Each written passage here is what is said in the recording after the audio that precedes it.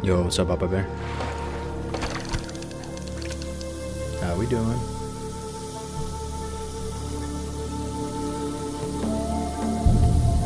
Yo, Lion 8, what's going on, man?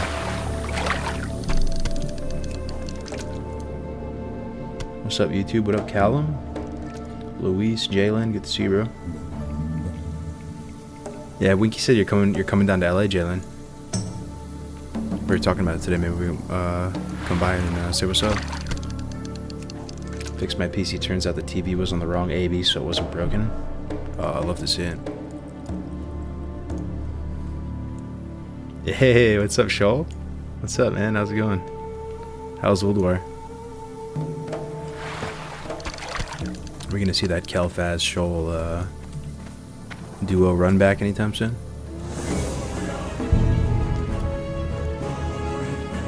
You're the Lincoln on my Mount Rushmore, 100%. Damn, bro. On that top 5 dead or alive for classic WoW type shit. Papa, thank you, man, for the tier 1. I appreciate it, man. Much love. Over a year of support. You'll love to see it. Yeah, so the plan tonight, guys, is we're pretty much gonna keep going with this Mak'Gora warrior.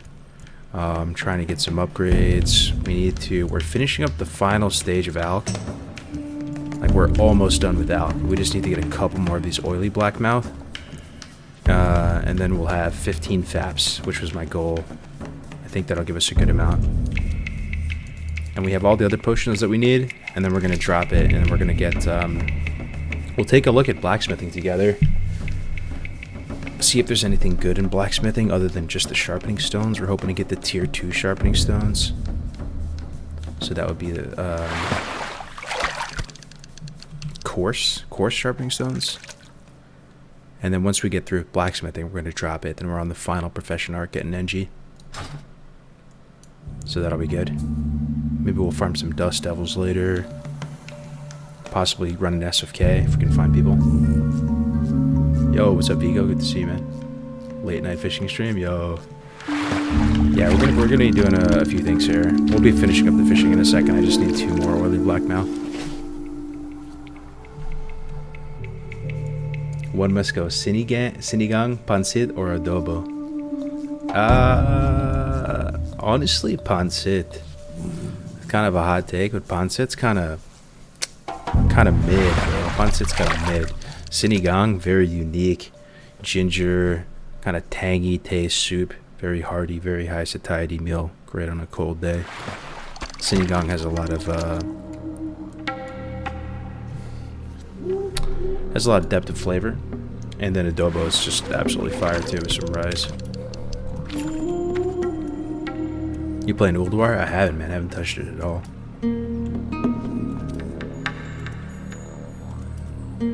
Let's try to find a oily blackmouth pool.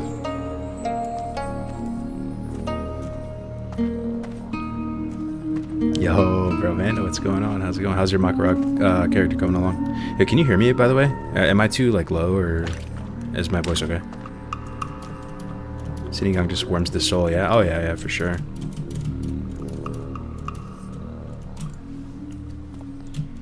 Sound is good? Nice, you love to see it. Pancit can be hit or miss depending on who made it. Yeah, but it's not like bursting from the seams with flavor. Pancit, it's kind of mid. I compare it to other cultures' noodle dishes and stuff, you know what I mean? Pad Thai, bro. Pad Thai just goes so hard. Or drunken noodles. Or any of the sobas, right?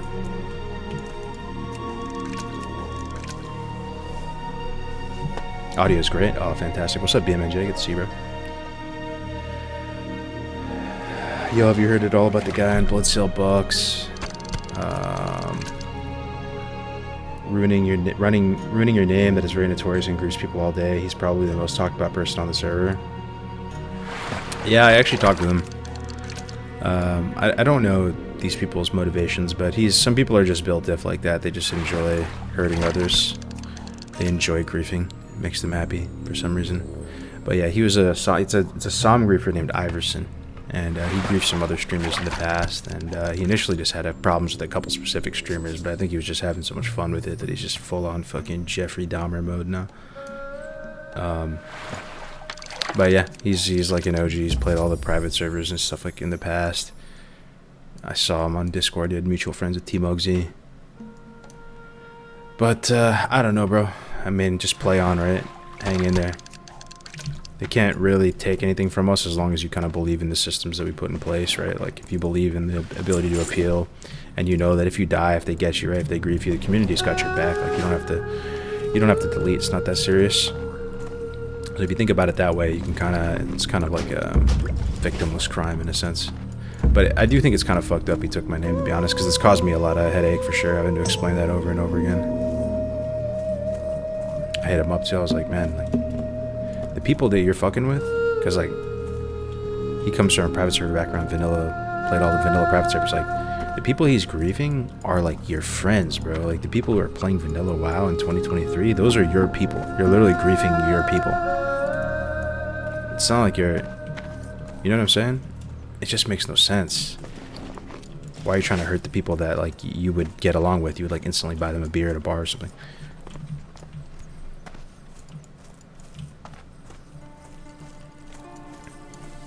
Talk to me. All right, I think we're good on Blackmouth. At 26, I think we needed 24. Potential customer. Let's take a look at it. I think we're done with Alchemy. I think we're done. Finally. So freaking long, man. Let's go to org and make these potions. Yo. Keep it real.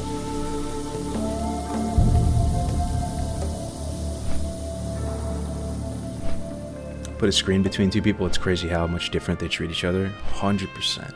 100%. Little anonymity. And people just go buck wild, you know? I personally, this might be a hot take, and I might be incredibly biased here as somebody who, like, hobby streams. But I wish there was more accountability on the internet. I wish it wasn't, I think we'll look back on this stage as kind of like the dark ages of the internet, where you can just be like a horrendous person and just be extremely, you know, mean-spirited and rude and, you know, all the things without consequence, right? I hope that, like, you know, the platforms and services of the future, like, they require you to, like, two-factor with your identity or something, like, you know what I mean? We found ways to get accountability through VPNs. I just think there should be accountability, man. You should be a decent person, like, on the internet.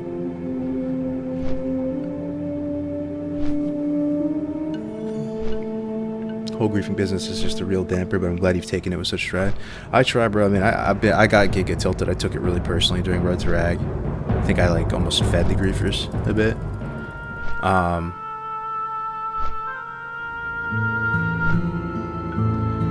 But yeah, it's a roller coaster of emotions. I do think the griefing it's unlike in other games, right? Like when you grief somebody in a Call of Duty game or shooter or something like that, it's very low impact. But there is something about griefing somebody who has put multiple days played into their character and is trying to like immerse themselves, play the game in a different way, almost go out on a leap of faith, invest in a grassroots community, try to, you know what I mean? There's something about that type of grief that definitely feels really bad. And I can't understand. I could understand a little bit, but you would think the joke would get old, right? What's crazy to me is that in my experience, the griefers aren't even these weirdo outcasts that everyone imagines. They're just normal average dudes. Yeah. Like I talked with the holy trinity of those griefers during Psalm. Talked with all three of them now. They're not even WoW players. That's the thing. Like they're not even weebs. They just do it because they think it's funny to be like a anime princess supervillain. But I think it's that disconnect that they don't play WoW, that they don't really necessarily realize like how damaging what some of the stuff they're doing is. Like they're kind of ruining people's just whole experience with hardcore, right? And they just. But yeah, I mean, I don't know, bro. I've chilled out a bit and have a little bit more of like a balanced mentality on it. Like I think playing on air and now all the griefing hits different. You know, we don't have something to prove. We did it, man. Road to Rag, it did feel like we had something to prove, and it did feel like, you know, we didn't secure the bag. Like the future was uncertain. And certainly a lot of those griefing efforts like put a big damage on the optics of the event and stuff. So maybe I'm a boomer, but people just aren't as respectful as they used to be. I can see that. I can see that. Yeah. I feel that's probably true.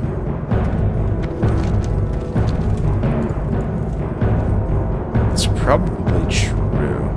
Like, the world is less of a hierarchy now.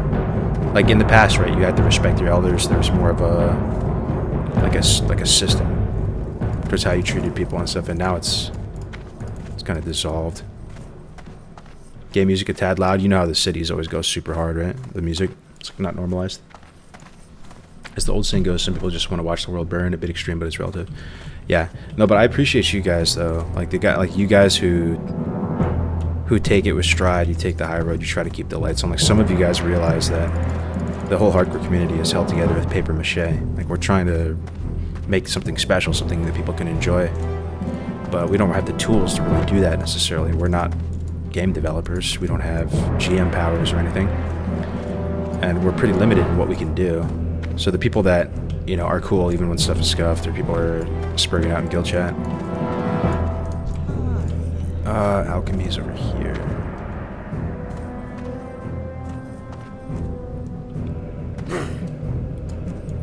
People used to get checked in their face if they were disrespectful. Yeah, that's the thing. But I mean, I'm curious what you guys think though, because there's a lot of people who really value freedom of speech on the internet. That's a huge thing for them. They think that the internet is you know, a bastion of free speech to like the nth degree. And they don't think there should be any oversight, really. It should just be like a wild, wild west type of thing. You know, I think that's their take, at least. But I just don't think the world has moved in that way, right? Like, now more and more of our lives are like connected with the internet. And you can't afford for it to be just completely wild, wild west mode anymore. What are we looking for? Blood and thunder. Farewell. I just hope for like our kids' sake and stuff that there's more accountability on the internet. There's more repercussions if you're like an absolute sociopath online.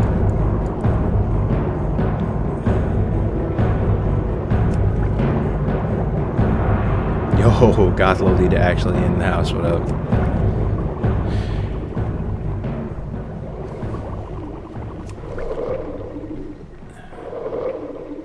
What's crazy to me is that in my... Oh, yeah. Let me check in with YouTube. What's up, YouTube? Man, I really hope the next SOM has a hardcore server separate from the other realms. Other realms should have full world buffs. Yeah. Yeah. There's multiple ways Blizzard could do it if they wanted to introduce hardcore support. They could do it on SOM. They could do it on Era.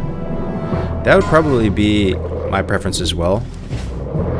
I'd like Era to just be like the server that people play in the off-season, and after SOM's over, you can transfer your tunes to. And these servers are evergreen, and we fall back to them. Like, Bloodsail's always kind of home, but SOM is like the testing grounds, where you can try new things, run seasonal hardcore on it, and then after all is said and done, you can transfer over to Era, play Era in the off-season between SOMs.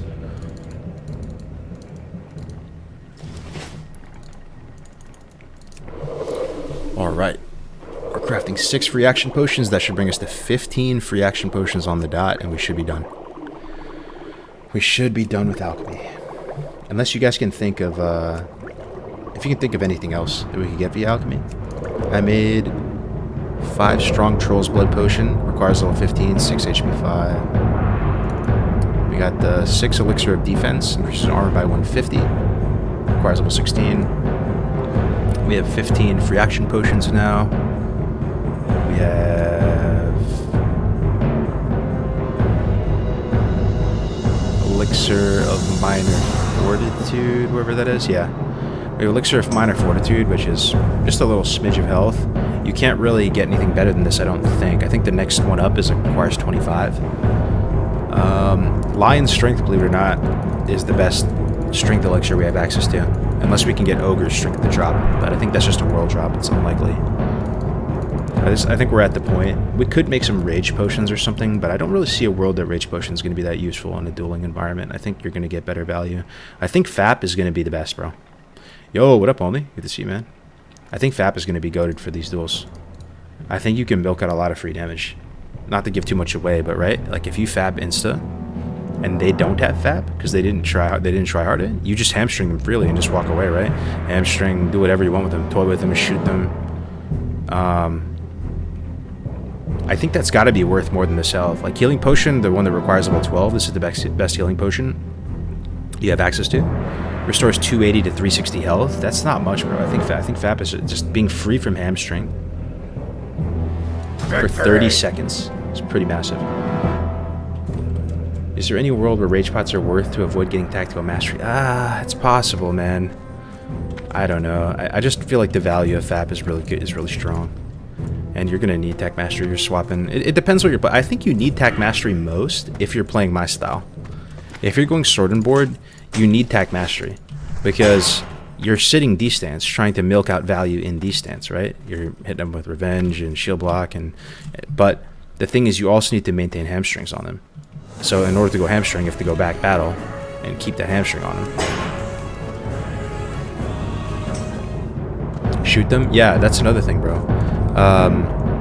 Oh, you know another thing I want to try to do, guys? I found a cloak, man. I found a cloak. I was looking up through the database. Yo, Edgies, bro. Thank you, man. 20 months, bro. I remember Big Gendro in the house. Thank you very much, brother. I appreciate it so much. Yeah, let's Zug this weekend. Hell yeah. Yeah, good luck to you guys. You guys are doing MC this weekend still, right? Isn't that crazy, boys? Hardcore MC this weekend. Then we got the WC tournament race, dungeon draft, and we got the Mak'Gora, man. So much to do in hardcore. It's so sick. Yeah, thanks for the sub, bro. Thanks for carrying me through BFD yesterday. So, like, my weakest item at the moment is this cloak. Prospector's cloak. We can do a little gear overview just to get everyone on the same page. I want to buy a bow here as well, if I have the money for it. I think a bow is going to be useful. Like, it's pretty scuffed shooting things with a bow or a gun, as it were. But there are situations where it could be good. Like, if you're going to sticky glue and they can't get out of it, like, you might as well just shoot them with the gun like 5 times, right? It's hard to get shots off. It's much more reliable to get used throwing weapons. But these throwing weapons are dog water, bro. It's just the level 11 one. I don't think there's a level 20 throwing weapon. I could be wrong, but I don't think there is. Is hardcore MC the same as WC? I really hope they don't overlap. They do overlap. Yeah, they completely overlap. Which is a bit unfortunate. Oh, yo, massive longbow's up.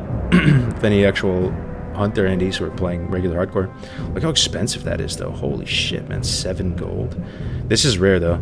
Like, you hunt for this bow when you're playing hardcore. You try to find it. It's actually really good. Yo, what up, Jay Haley? So this is the bow I think we're going to get. It's pretty solid. Could probably NG up something better. But it's pretty solid. Thing is, we're broke, though. I'll come back and get it. Razor arrow we can't get till 25. It's going to be sharp arrow with heavy recurve. I might use a quiver, too. But we're pretty broke, and we need to pick up new professions. So we're going to drop Alchemy and Herb. Feels so bad, man. It took me so long to level up Alch and Herb all the way. Oh, man, I almost don't want to do it, dude. Is there anything else I need? Let me go to the Alch trainer and just double, triple check. There's no other potions, man. This is it. We're not leveling it. We're not leveling it again. How many potions of Ishas you make? I made, you can see them on the right side here. I put them out with no binds because I don't want to fat finger them. I have 5 elixir of lion strength. So this is 5 hours. There's no way the dueling tournament takes more than 5 hours. And you can log off to save buffs, I would imagine. So 5 elixir of lion strength. 6 elixir of defense, the 150 armor one. 5 strong troll bloods potion, that's the rank 2 HP 5 pot. 5 elixir of minor fortitude. 15 faps. That's about it. What do you need? HelloFresh. Oh, someone did the command. Let's see if it works, hopefully, man. If it doesn't work, I'll manually... Yeah, so I'll talk about that for a second as well. So I've been getting back into shape a lot recently. I've been having a lot of fun with it. Like it's just a different mindset, right? Like when you're in your 20s, when you're in your like fuckboy years, you're in college, like you're trying to get swole, right? You're trying to like drink fucking chug protein isolate and do like, you know, a gram of protein per pound of body weight and stuff like that. I'm just trying to live a long time for like my kids and family and all that, right? And trying to get leaned out. I want to play sports and just be able to hold your own, right? So I've been doing 2 days at the gym recently. I've been getting back into pickleball, racket sports. I signed up for a league at a tournament today. Kind of got washed today though. Kind of got rinsed, NGL. But I'm just trying to improve. Trying to improve like the lifestyle across the board. And one thing that's a massive pain point is I've been just hemorrhaging money on DoorDash. Speak, friend. For like years now. Just absolutely hemorrhaging money. Like it's almost embarrassing, bro. Honestly, like spending like 100 plus a day sometimes. Because like it's just wifey works full time, right? And I have multiple businesses that I run as well, and we have the kiddo and stuff. And sometimes you're just trying to like, you know, press 2 buttons and get food.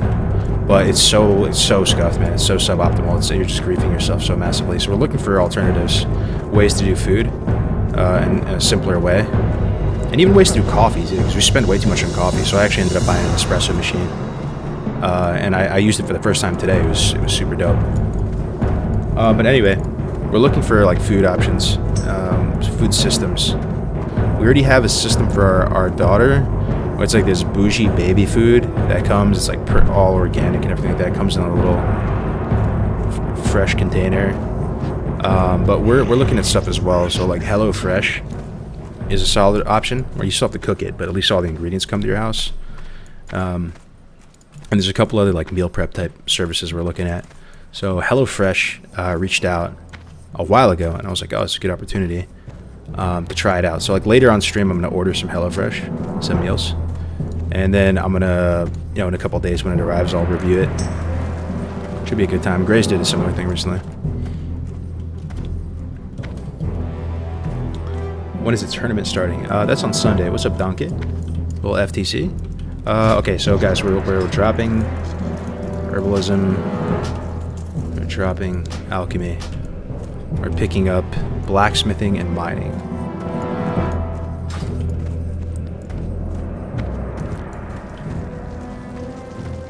Just OG into the bathroom and have some tuna and then just have some gum. Dude, I used to do that. Loktar. I used to do that. Be safe. I'll show you my Instagram, bro, from way back in the fuckboy years. I used to be a little fucking beefcake, bro. This was like the tuna life, man. Oh, it's like you have to log in or something. But, yeah, I know all about that, bro. Getting the lemon pepper tuna in the bathroom and just chugging. May your blades never dull. How can I help you? What do you get from BS? We're gonna get sharpening stones and maybe gear, possibly gear. Be safe. I'm literally quoting you from a stream like 2 years ago. What industry are your businesses in? Gaming and real estate.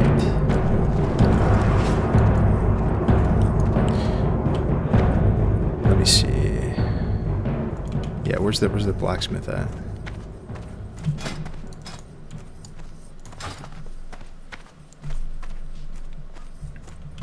It's one of my favorite quotes. Yo, sorry, the command's not working, bro. I need to actually get this 1 second. If people are interested. If you want to help your boy out. The thing is, bro, I'm actually trying to hopefully get, like, if it works out, this HelloFresh sponsorship, like, hopefully they'll help sponsor the league we're gonna launch too, which should be sick. Let me find the link. One second.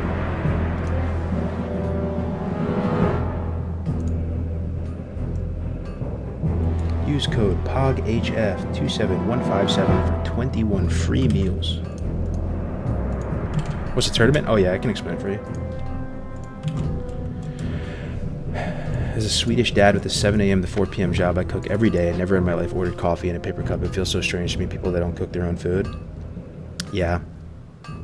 Yeah, I mean the Scandinavian countries, like, there's a lot of European countries in general. I feel like they have stuff figured out pretty good, man. But I don't know. I mean, life is just, the thing is, man, you just don't have that much time in the day, you know? The days just go by in 2 seconds. Artisan blacksmith. Where's the journey? Where's the starter one?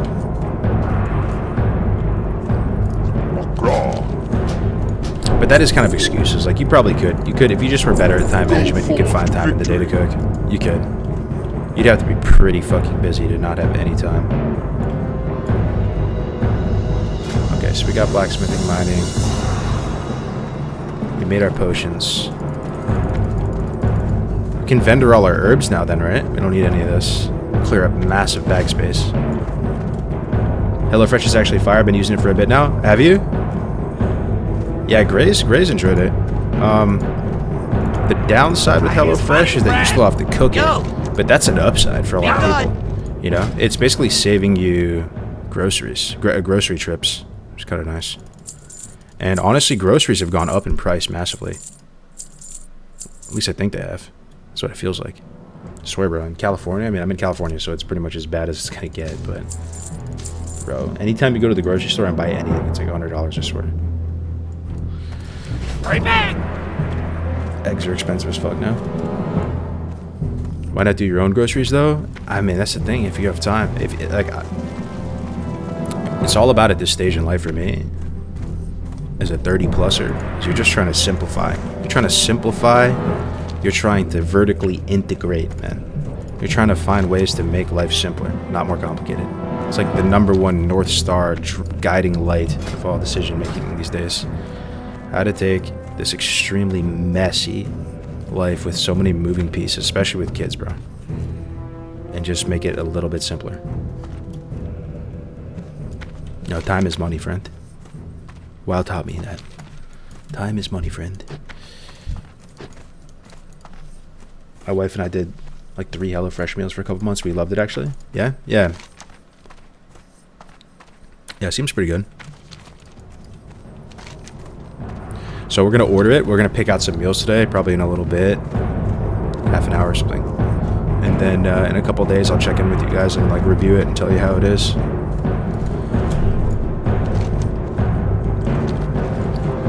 I think we're good.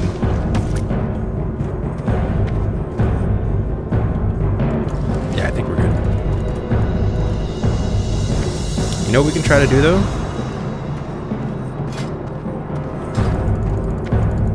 We can try to kill this rare. So my cloak is my weakest piece, right? 1 strength, 2 stamina. There is a rare that drops a 5 agility cloak, and the minimum level is 20. But the rare is like level 26 or something.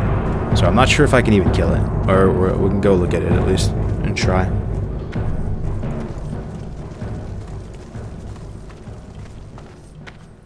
There's a vendor cape that's 3 stam, 3 spirit. Yeah. This is juicy, bro. It's 5 agi. Time is money, friend, so optimizing time is key. Yeah.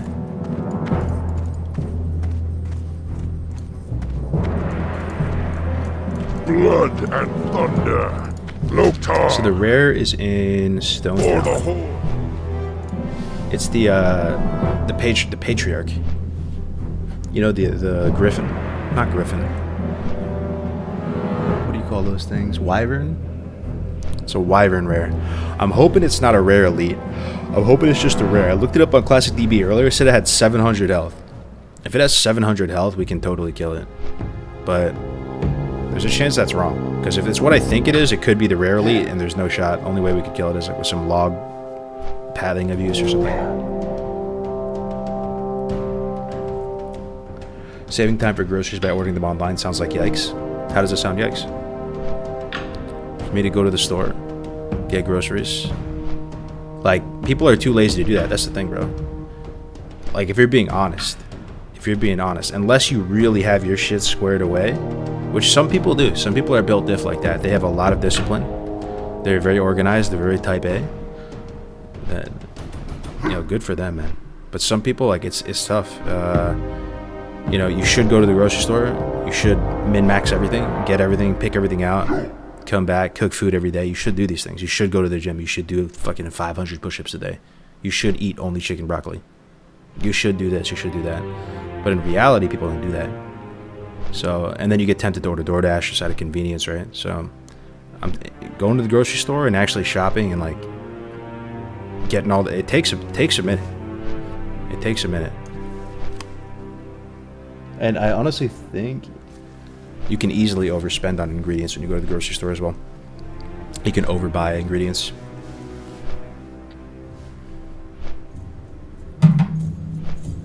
Just learned about the wing on the elite icon from F's in the chat with you on it.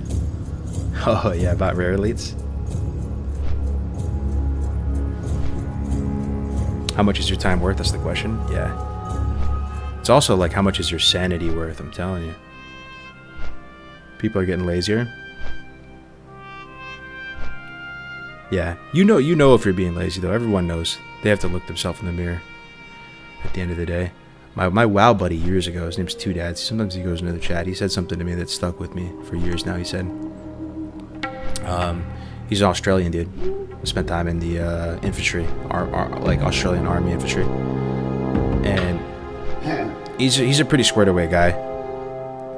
Well, he was telling me that each day his goal is to go to sleep respecting himself a little bit more than the day before.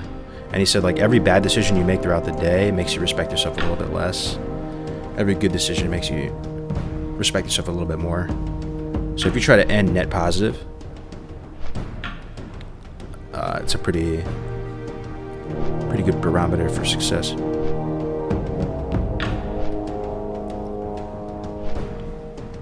Every time I buy stuff to make food at the grocery store, it ends up rotting away in my fridge. Yeah, that can easily happen for sure. I just do the grocery and the cooking extremely fast. Never cook meals that take more than 20 minutes. Yeah, there's a lot of factors there, though. I mean, if you're truly trying to min-max life, you do meal prep, right? If you are trying to min-max life, you go to Costco, you buy a fucking pallet of chicken, you freeze it, you grill it all up, get broccoli, put a little ginger soy sauce marinade or something, and you freeze it in Tupperware, glass Tupperware that you can microwave directly without getting fucking BPA poisoning. And you eat that like every meal like a fucking robot. That's the min-max. And yes, you do turn into fucking like American Psycho, like Greek god physique. Yes, that will happen, even with like no physical activity. If you're just spamming chicken broccoli. But people don't do that.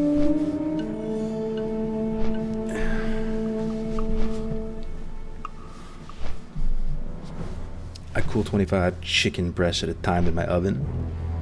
Broccoli's actually fire. Yeah, broccoli's pretty good.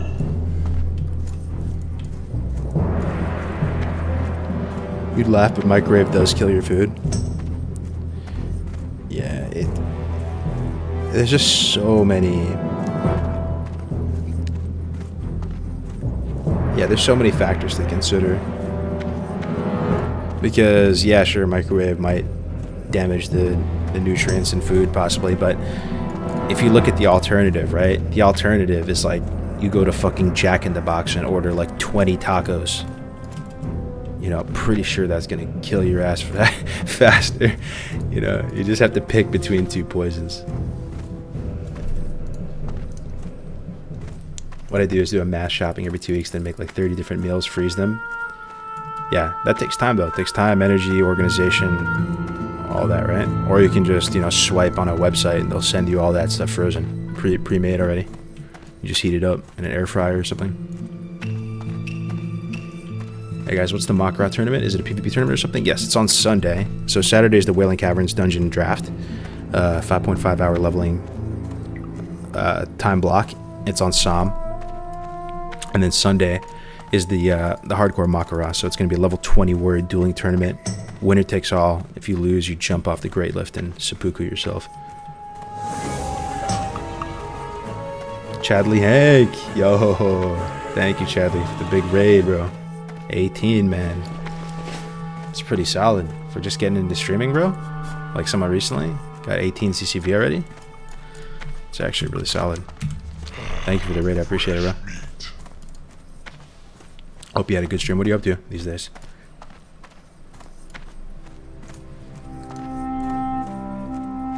plan the week every Sunday when I'm sitting on the couch, and after work on Mondays we go to the store and get what we need for the week. Takes 1 hour. It's nothing. You just need routines. Yeah.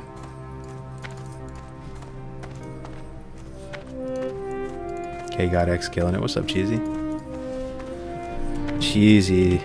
Not. I was looking forward to fighting you in the Mak'Gora, Cheesy. It's kind of sad you're not playing. Okay. This is where the rare is. Let's try to find him. It's Patriarch, I believe. Let me look it up. So here's Classic DB. See if you guys can see this. Yeah. So database, armor, cloaks. Then we go level requirement.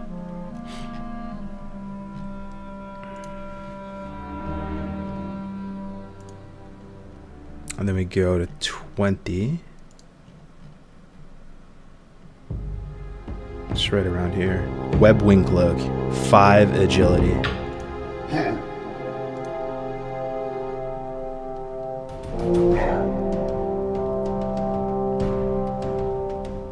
Oh wait, is this not it?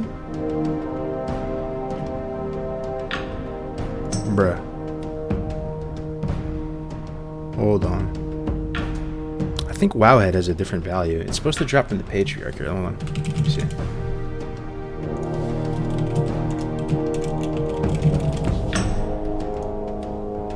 Webwing Cloak. Yeah, here we go, here we go. Maybe Wowhead is correct. Pridewing Patriarch. 25 rare Stone Talon Mountains. 77% drop rate. And if you click the name, has 713 health and it's at 25. It doesn't even say it's elite. So if that's the case, we could kill a 25. Pretty sure.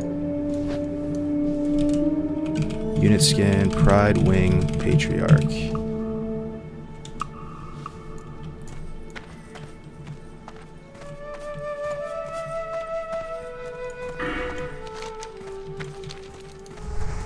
Yeah, he can spawn anywhere in this area. Still leveling a tune just in case, but I'll be like a feather duster versus the brick wall. Oh man,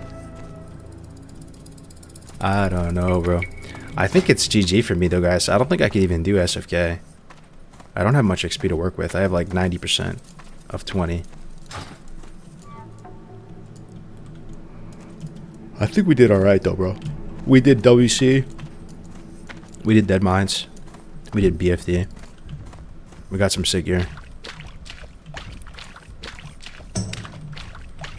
Make sure you don't exploration ding at the Great Lift. Yeah. I'm gonna give myself, like, that's the thing. I want to stay 20% below the level and give myself that wiggle room.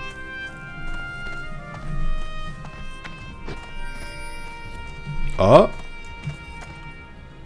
I heard the RXP thing. You heard that, right? Where is it? I heard the rare finder thing.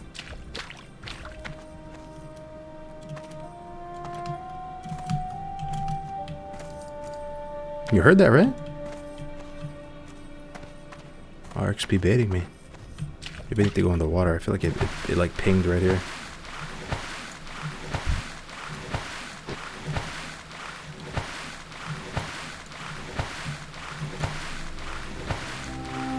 What's your plan for the rest of the prep? I need to get profession squared away. I need, oh, I heard it again. Is it this? Oh no, that's something else. 2400 health. Okay, good. This is really good news. This is what I thought the Pridewing Patriarch was. This is a rare elite. Right? Or is it not a rare elite? Is it just a regular rare? I think it's golden if it's a rare elite. This might just be a regular rare. But 2400 health, bro. No shot. We're killing the Pridewing Patriarch.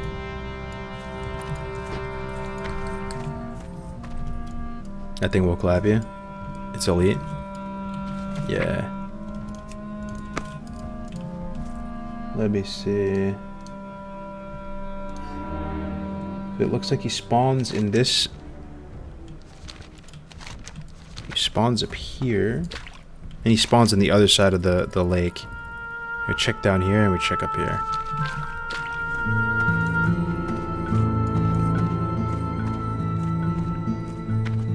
That ain't it, Chief. Yeah.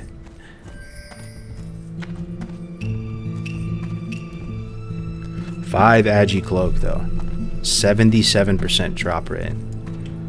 If that's true,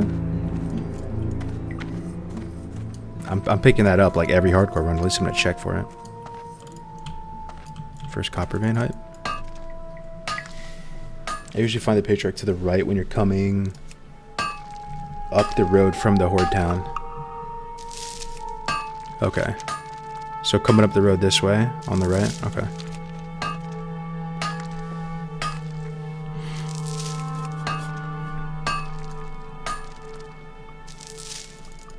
What is it you're prepping for? We're prepping for the Mak'Gora tournament. Also, HelloFresh is awesome. Been using it for a year now. Never going back to shopping. Interesting. Oh, yo, my wife just went to... my wife just took off her Paris. She's going to Paris for like a week with her mom. It's like a family trip. Of course I fucking bailed out. I'm kind of a homebody, and I'm not trying to travel 6,000 miles. But I got the baby for a week. So if I have to dip out for a second, you know why.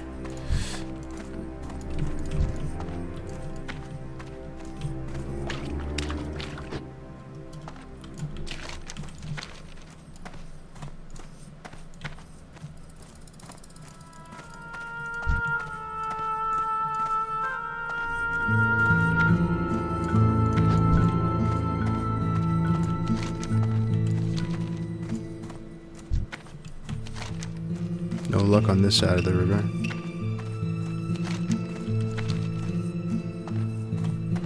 Push a little deeper in.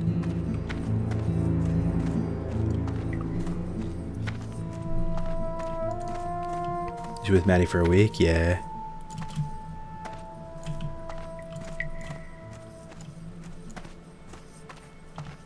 Man, a week to yourself must sound amazing. Fresh meat.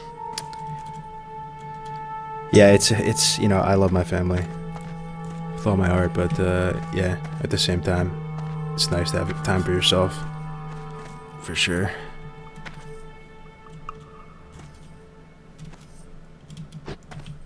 Big gaming hours the next week. I was gonna chill with Winky a lot this next week.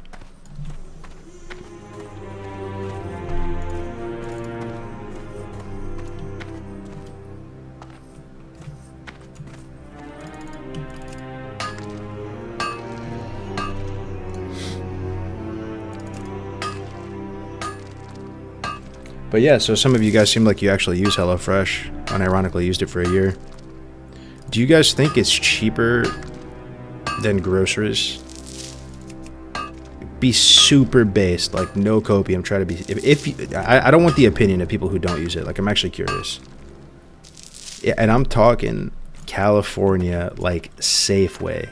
You know what I mean? That even Safeway is expensive, bro. I'm telling you, like, gallon of milk probably like $6, bro. I'm talking Rallies, Safeway. Like, I'm not talking like people can technically go to some market that sells like wholesale and you buy a fucking pallet of rice and all this stuff super cheap. I'm talking like real grocery stores. How could it be cheaper than groceries? How it could be cheaper than groceries would be economies of scale, man. Economies of scale, and also because they're trying to grow their platform and their community, and you know, they're in full growth mode competing with a couple of the other competitors. They probably have like a user acquisition cost and an aggressive budget to try to, you know, get new people on board. So they're probably spending aggressively to get people onboarded. And then they also have economies of scale, ordering stuff in massive quantities, right? Then you factor in the fact that you get precisely the exact amount of ingredients you need per dish, as opposed to having a bunch of wastage or you overshoot it. I actually could see a world where it's unironically cheaper, but I'm not sure. I'm just guessing. Groceries will always be cheaper than meal prep plans. The only exception is when they cut you a deal for the first month or so. Gotta keep it $1.71. Okay.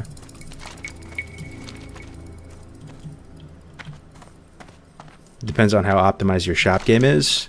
True. I'm telling you, that's a big thing. Have you guys ever been to the grocery store and you're going there to cook a dish, right? And you buy all the ingredients, and you're buying like new stuff most of the time because you don't just have like fucking garam masala at your house, right? Just sitting there enough, like, unless maybe you do, but you know what I mean? You buy like, tomato paste, like something you don't normally use, and you buy all this stuff like new, and then you add it all up and you're like, dude, that's pretty much the same price if I were to just DoorDash this. But at the same time, then you got garam masala for like the next 50 dishes. I go to the grocery outlet bargain mart. Shit is like half the price of Safeway. Yeah, that's how you got to do it. Or go Costco.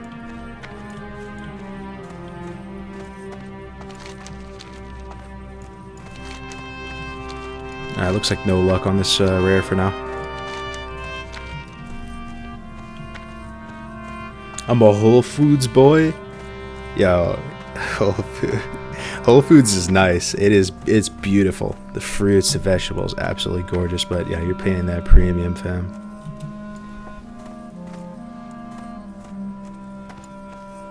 Whole Foods. Then you can reuse those things. Yeah.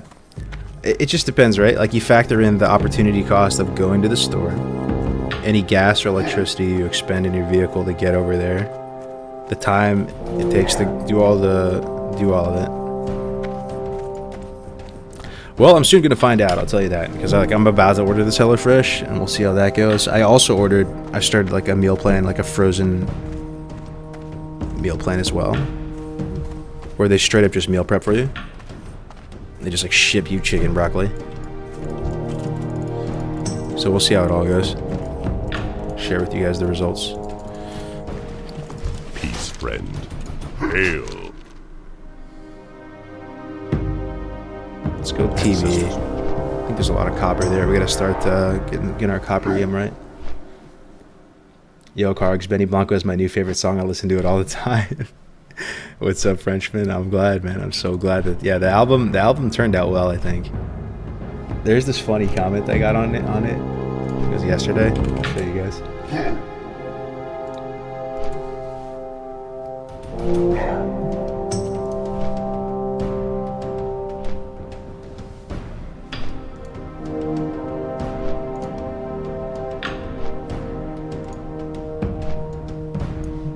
Check out this comment. Fuck are the comments at?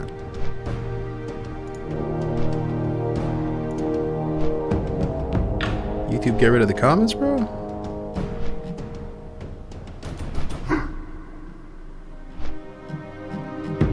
Oh, GG. No comments.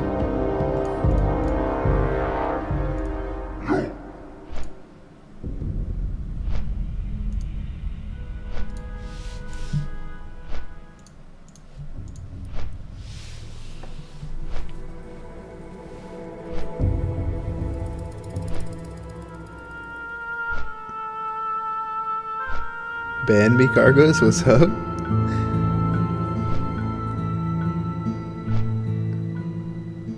Betty Blanco, baby, that goes so hard. Got a scroll phrase. Is the stream stuttering for me or anyone else? Just wondering if it's just me. Oh, I hope not, bro. I just recently got the stream stable, at least I thought, with the widescreen. Oh, you know what it is, though? Like, I am streaming at 7500 bitrate now. Like, I bumped it up. And I think, like, if your connection, maybe, you know what I mean? That's kind of a lot of bitrate. So for some people, it might stutter, and you have to bump the quality down a little bit to like 720 or something. What was the consensus grocery store versus HelloFresh? I was AFK cooking. I don't know. I don't know personally. Like, I have to actually do it. So we're gonna order HelloFresh in a second. We'll see, but I'm gonna keep it an absolute buck with you guys. I promise you, I will tell you the truth if I actually think it's worth it. I know the prices I pay at my local Safeway. Shit is expensive, man.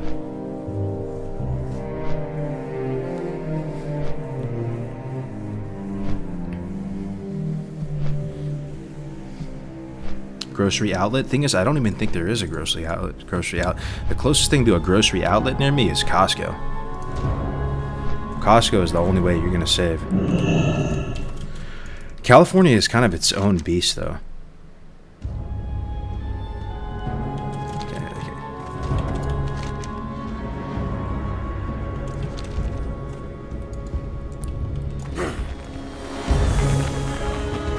It's like this everywhere, not just in the U.S. It's an East Bay chain. Oh, I remember it. I used to live in the Yacht, bro. I used to live in Antioch, and I remember there's a grocery outlet right there. Yo, Max Loud with the tier 1. You subscribed for 6 months on a 2-month hot streak. You're your own beast. Thank you, man. Appreciate the support. Yeah, worldwide inflation. Yeah, it's kind of wild. Our generation is taking some L's.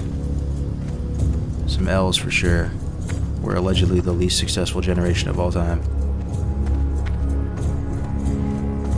Meanwhile, the boomers before us, in many ways, had an easier shake.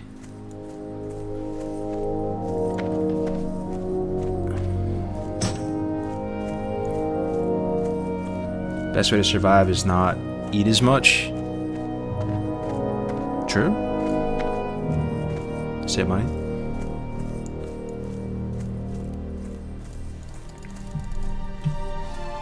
California's nuts, man. I go out there for work training every now and again, and I always end up spending shitloads of money. Makes me feel bad for everyone out there. Yeah, it's a nice place, man. I mean, I enjoy the people here, the amenities, schools, all this. It is really great, but the price tag is crazy. I envy people like Zoran, bro. Like, he's living in Brazil, getting paid on dollars and euros and pounds and all that, living in Brazil, just chilling, living like a sultan. Imagine you're living in like Thailand or something. Holy shit.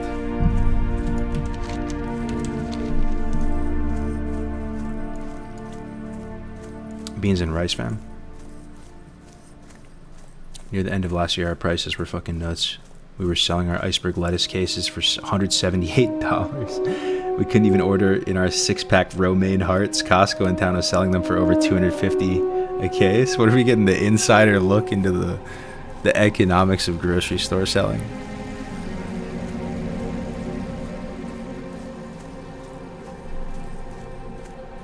Yeah. No, it's wild. You know, I'm excited though. I got an espresso machine today. It came in today. I got this like German brand, and oh, it's beautiful, man. It's a sexy appliance. Like, it looks so nice. And I probably drank like 6 shots of espresso today. I think it's going to be a huge cost savings. You guys should look into it, man. A lot of us are in the same boat, you know. Like, I was a big percolator guy for a while. I make a pot of coffee, leave it there. We went on the Keurig arc. My car was stolen from SF and was found in Antioch. Yeah, it sounds about right, dude. Sounds about right. The yacht was wild. The yacht was one of the most dangerous places I've lived in, bro. And it's mainly because I don't know if you guys have ever lived in a place where you call the police, and it takes the police like an hour to get there. That's so dangerous to live in a place like that.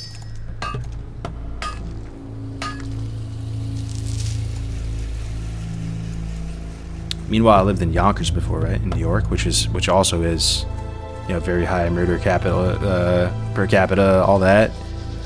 But you call YPD, and they're out there with choppers, like, in a few minutes, man.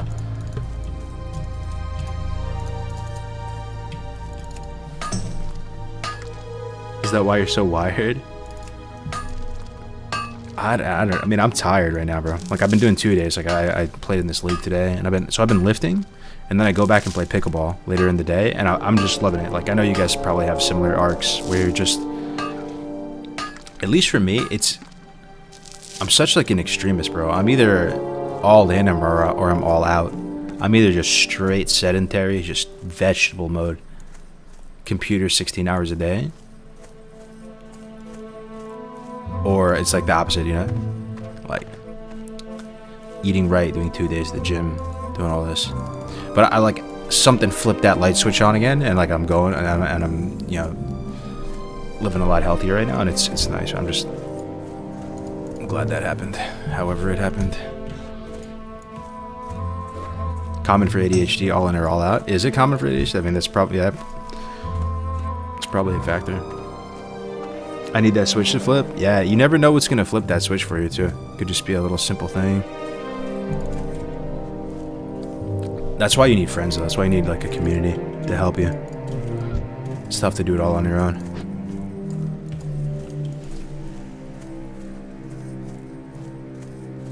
I'm trying to get more balance, but still end up being more of a weekend warrior with working out, going outside.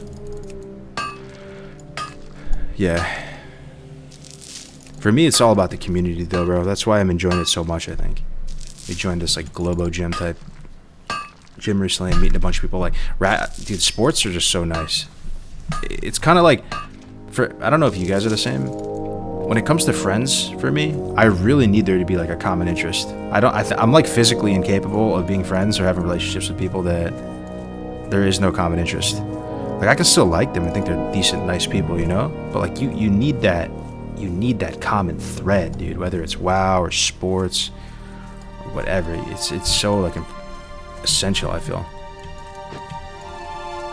You just meet somebody and they're just like a nice person and they're just working in some random normie industry and there's nothing there. Kind of CPA, bro. That happened recently. I've been meeting all these parents recently. Other parents. Lots of decent, nice folks, but would you move to the ghetto for a mill? Hell yeah, I'd move to the ghetto for a mill. For sure. I've lived in ghettos for the last like 10 years for the most part. Went to university in North Philadelphia, Temple. That was probably the most dangerous place I've ever been in my entire life. The Bronx, North Philly, Yonkers, Antioch. Yeah. But like I got really sensitized to it. And you have like a kind of mentality, like a mindset where you're always looking over your shoulder and you're always kind of like defense oriented and stuff when you're in those environments. It's so nice, like where we're at right now in Cali. It's so like safe and leave it to beaver and stuff, and a lot of those habits are, like, have faded. Just more chill and happy now.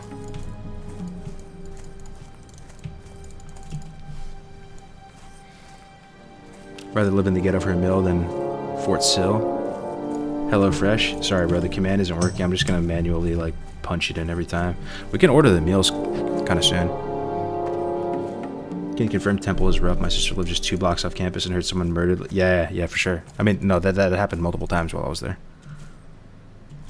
Bro, I remember I was there, and there was this news story.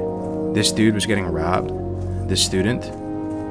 He was kind of dumb though. He was sitting out on his porch, and somebody like asked him for a cigarette or something, and he went to give him a cigarette, and then these guys shot him, right? And he was on his porch. He actually survived though. This is not like a morbid story. But then, as they were running away, like he shot at them back, and essentially like hit a couple of them. And he was getting in trouble or something. Like he was getting in trouble. Like there's a whole article about it because they were already like fleeing the scene. You know, like they were like running away. What a moron, sitting on his porch and being generous. Right? Kind of though, in the hood, you can't be doing that.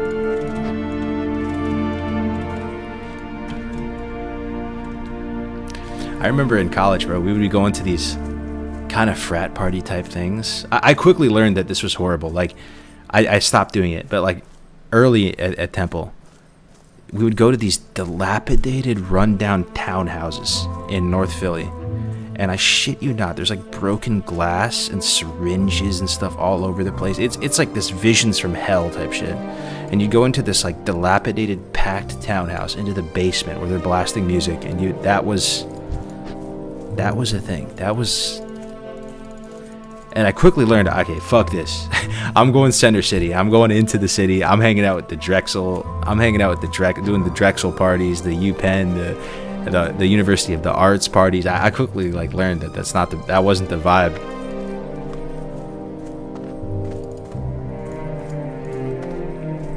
What up, guys? I've been so anxious to restart Classic WoW, but I get so indecisive with what class I want to play. I love too many of them. Are the Classic servers still alive? Yeah, Classic Era has been making a big resurgence, not just on Bloodsail and Hydrax, but just in general, like the Firemaw cluster, White Mane cluster. Just play them all, dude. Just think of WoW as a giant game of Dota. You know, you just play a different class each time. You go again. But if you really want classes, if you're just playing normally, that people almost never regret playing is Mage and Warrior. If you play Mage or Warrior, you're probably gonna have a good time. I went to Lehigh. Oh yeah, I remember Lehigh.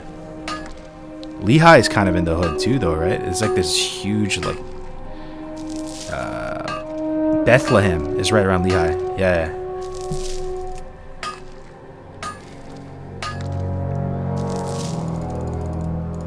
I'm from Amsterdam and actually did a co-op research project with Drexel students. It was a nice experience. Yeah, man, Drexel was legit.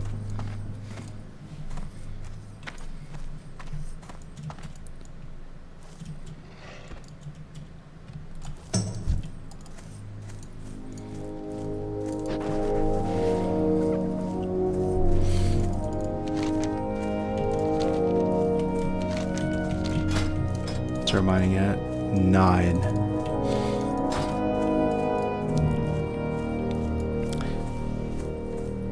Let's look up some blacksmithing recipes, shall we? Blacksmithing recipes, vanilla WoW. Blacksmithing plans. Let's see here. This is only showing plans, though. Yeah, we need something where we can see all of blacksmithing. Blacksmithing in vanilla.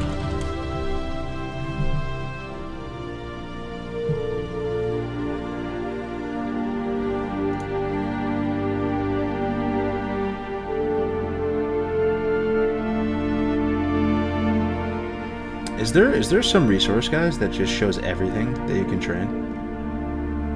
There's guides for how to level up the professions, right? But that only shows you just a few things. Wowhead.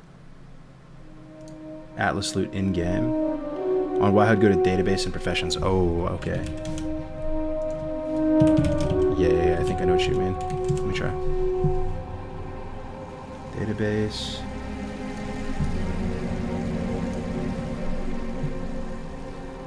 Professions. There we go. Thank you, bro. Blacksmithing.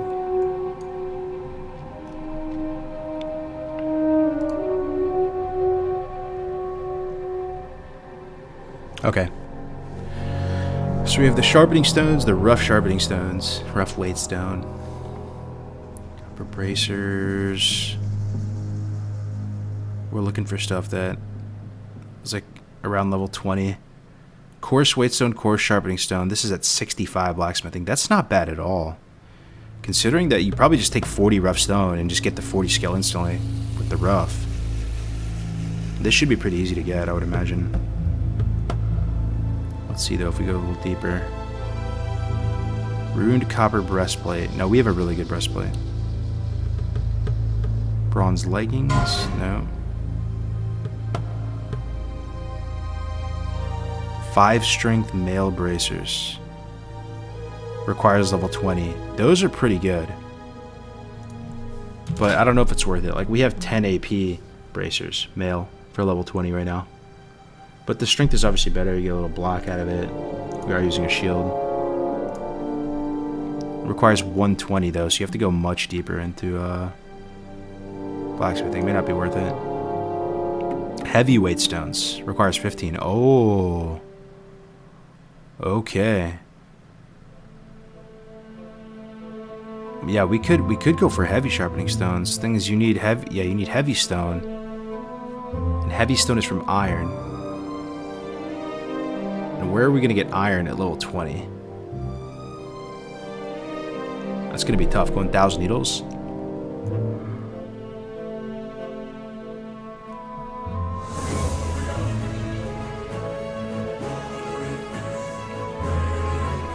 Honestly, the chill way of doing this, it doesn't look like there's much upgrades. I think the chill way is just go rank 2. We just go core sharpening stone. Get weapon damage plus 3, call it a ding dong day. 65 blacksmithing, that's not bad. BT1 Brace, yo, Ashley with the raid. Thank you so much. Man, I gotta catch you streaming one of these days. Hope you had a good stream. Just started streaming, got 7 viewers already. Love to see it. What are you up to, Ashley? You're not doing the Mak'Gora, are you? All hail King James. What's up, Apache? Ashley raid hype. Ashley raid hype. How do trios work? Do you have to stay in the same zone at all times? And what about class quests, etc.? Can you separate a while? Love the streams, by the way. What's up, Dark Heat? Yeah, you have to stay in the same zone for sure. There is a timer, like a grace period thing, where it'll give you a timer and it'll actually pop up on your screen. It says, like, you know, get back to the same zone, and it'll be counting down. So you can go do your class quest real quick, go to Moonglade, do whatever, and you'll make it back before the timer runs out. But yeah, it will fail your verification if you let the timer expire. Hardcore priest leveling. Oh, you got Apache in your chat, monk ass.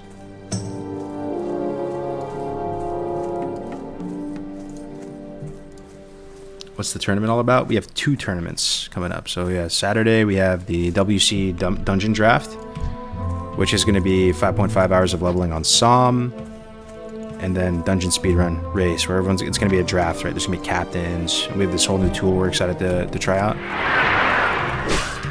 to make the drafting process a lot easier.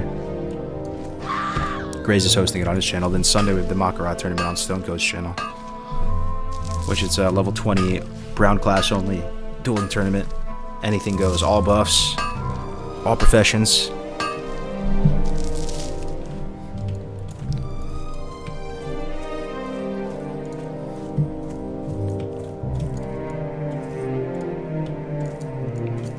So now that we're several weeks out from the Everlook stuff, what are your thoughts on it? Thoughts on Everlook? Let's see. They had big promises. I mean, going back to the inception of Everlook, let's think about this. They announced Everlook towards the tail end of TBC, correct? There was a lot of hype. There was a ton of people joining the Discord. There was gargantuan hype. It was growing insanely rapidly. And I think it was almost smart that they didn't release it right away. I actually think, like, delaying it was kind of good in a way. I think they had the correct strategy with waiting till after Wrath launched. Some people think that they should have launched it earlier. I think it was kind of smart to do it the way they did it. But they had big promise, and that's a hot take right there, because some people really do honestly believe they should have launched Everlook ASAP when it was hot. But I think it was a pretty good call to wait until Wrath was out, because, like, they were just gonna, like, DOA their server when Wrath came out. Because they don't like to admit it, but there is a lot of crossover there. You have this big catalyst of an event that's going to just drain your server. So I thought that was pretty good. I think the name was a little bit weak, but I could see a world where the name Everlook would be in line with what they were trying to achieve. Instead of being some edgy, like, anti-Blizzard server, they were trying to be more chill and calm and not, like, aggravate things. You know, to be a peaceful, wintry village, as opposed to some, you know, Black Rock Mountain type of name or something where it's like this edgy PvP server and all that.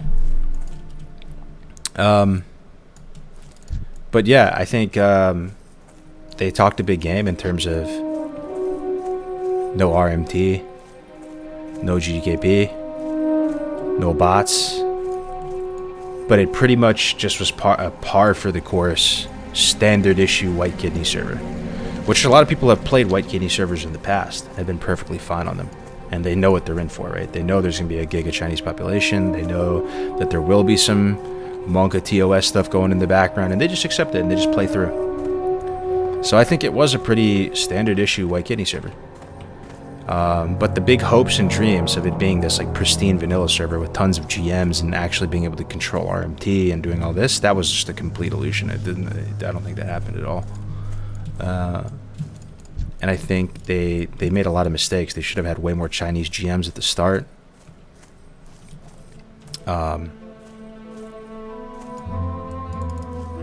The progressive itemization didn't seem that fun, honestly.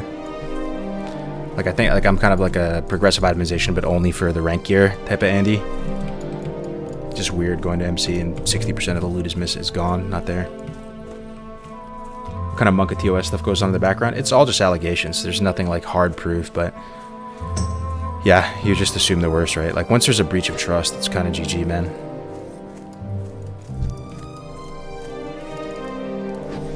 You know, collusion with gold sellers or, you know, printing items or whatever. None, it's like innocent until proven guilty, so, but once you lose the trust of the community, it's, but they did a few things I think they were pretty scuffed on too. I think they should have embraced the 114 client and what Brotalnia put out.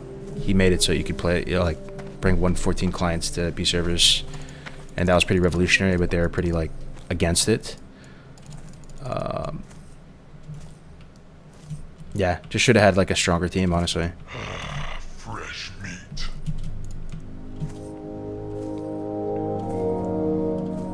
I was playing with the 114 proxy and it was a godsend. Yeah, I mean, a big issue though for me of like why I didn't enjoy it that much though, if I'm gonna be honest, was the lag. The latency was horrendous, man. Like I've never played on a private server that was that bad. It was so bad, man. I think is I'm from California though, right? So it's probably as bad as it's gonna get. But I was playing a rogue, so that exacerbated things a bit as well, right? Like rogue's probably the class that feels the latency and the MS the most. Shit was like borderline playable. Like I was on some heavy copium playing that every day. Like, oh, it's not that bad. It's not that bad. I know, like I cheap shot at him and it didn't work, and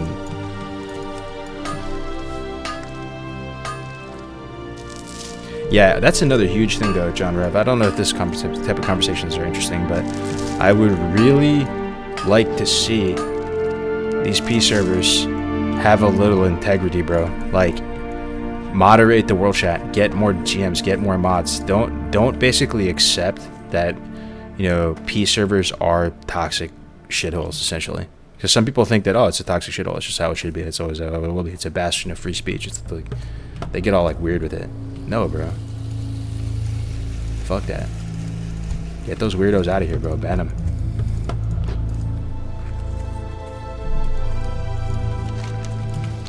So that was a big detractor for me. Just like overt racism in world chat and just crazy like hot takes all the time.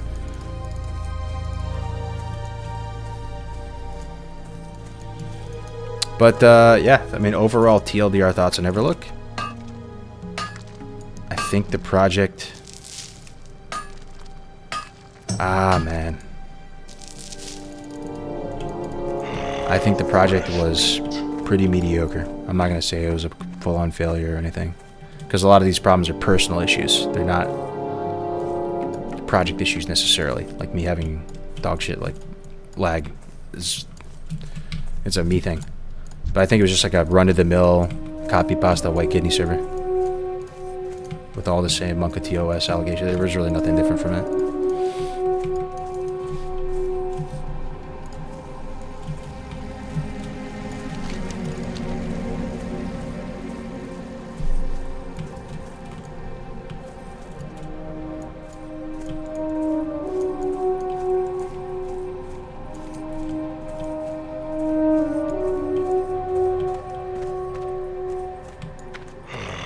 How do I get to this copper bin?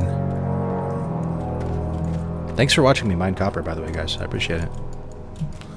Some good company. We'll order some HelloFresh in a second and go through the meals and see what looks good.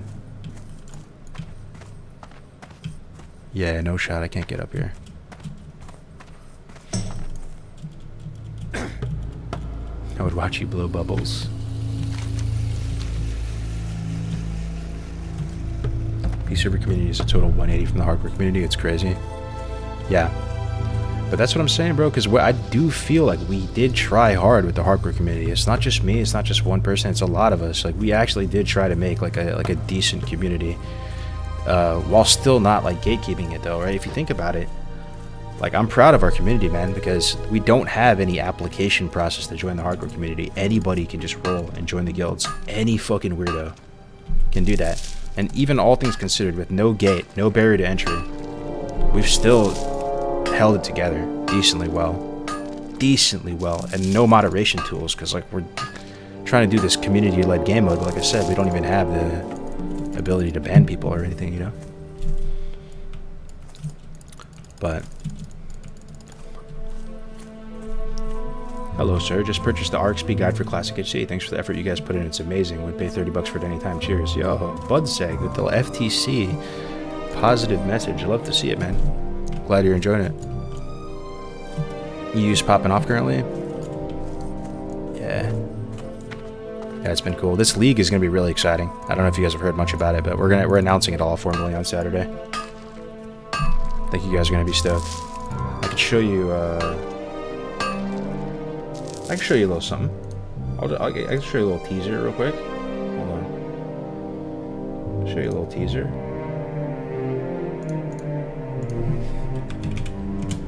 Show you a little teaser one time.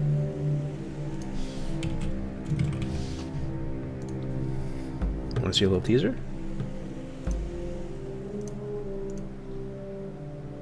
Check this out. A little teaser one time. See if that even shows on the stream. Yeah.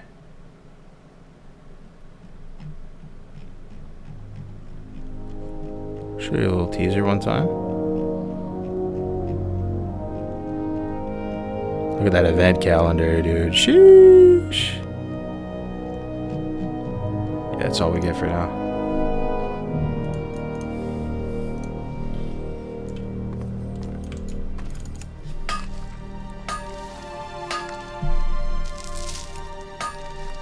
Nice, you guys always have the coolest art assets. We have similar tastes. Yeah, we try. You know, I'm a big art enjoyer. It means a lot to me. I really feel like, yeah, having worked in startups like my whole life, you know, good branding, good logo, good identity, good like brand identity and all that it can rally people like a banner, dude. Like it moves the needle a lot if people love the look and feel of whatever they're trying to build up. It ignites passion. It gets people vested, you know. And we've always tried art since the beginning of hardcore to like create really like nice, cool looking art assets that makes people believe. You still about them chickens? How are the chickens? There's like, I started with 10. There was a rooster. I had to put down the rooster, and there's like 6 left. They're up at my parents' farm now. A couple got picked off by like hawks. But yeah, the chickens were dope. For sure, just messy. Just one of those things, like I said, like we overextended too much, we did too much. We limit tested, pushed a little bit too much. Now we're on that simplification arc, trying to vertically integrate and make everything as easy as possible. Day-to-day life. Chickentainment? Yeah, you already know. Do you know a rough idea on how long it takes for the RXP support team to email back? I have no idea, bro. Probably, I mean, I would hope less than a day.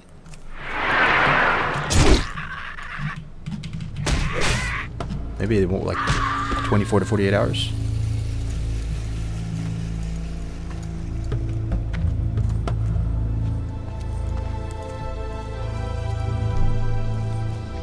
Any of you guys have a clue of where to farm Bob Saget? Tin veins. You just keep hitting tin veins. That's pretty much their only way to get it, like to farm it. And chests. Any suggestion on how to open up the end game hardcore? How to open it up? You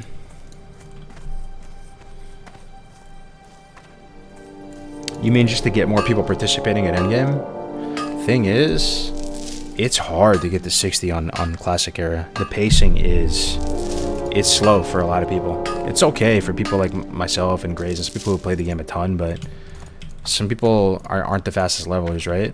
And it just takes so long to get them 60, and it's so easy to die that I would almost say Som, with the increased leveling rate, would increase participation for endgame stuff. Like with a little bit of a faster pace. It's just an idea. Like I don't see any issue with the 1x. I do like the 1x leveling values. They feel awesome. But yeah, making it a little bit quicker. Keep up the great input on the hardcore community. Hell yeah, Satisky. Appreciate you, bro. I like the 40% increase on Som, to be honest. That's the thing. But you kind of need it all, though, right? Reizoku, good to see you, by the way. Like, it is fun to play on a fun server every now and again, too, right? Like, hitting a 7x war main server is a vibe, you know? But it's not the game. It's not the game gun to my head that I'm playing like as my main server, like on every, you know. That's not. It's. And what I'm saying is, you kind of need to go back to the 1x values at some point to remember how it actually feels for the 40% or the 100% to feel good. You need to cycle through them. 1x is king. Yeah, I'm on the same page. 1x is king. But for 40% to feel good, you need to like be in touch with the 1x values for the 40% to feel a little crispier. To me, only 1x feels real. Yeah, but I mean, that's the thing. That's why I kind of like what we're doing with Som on this next event. We're testing it out, where we do an event, because you would play, like, yeah, 1x feels real, right? But you would play an accelerated server for an event, right? For like the WC Cup.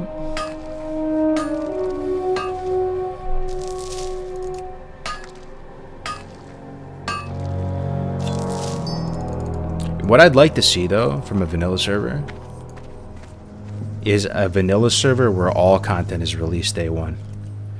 I'd want to see that, and to see what the bad aspects of that is and what the good aspects are of this, because I've talked about this a lot on stream before, but the normal run, like par for the course way a server develop, like a vanilla server develops, is, you know, you have phase one, pre-bis honeymoon phase, everybody's getting gear, forming up, guilds are strong, lots of guilds clearing MC every week.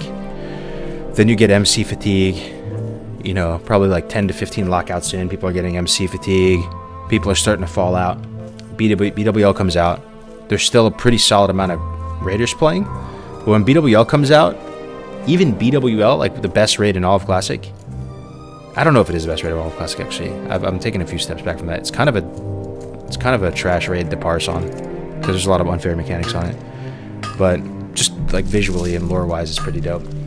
But by the time BWL comes out, I think 30% of the pop that was originally there on launch is gone. I think they're gone. I think they're already done. They already gave up. They left. They got burned out from MC. They're playing other games.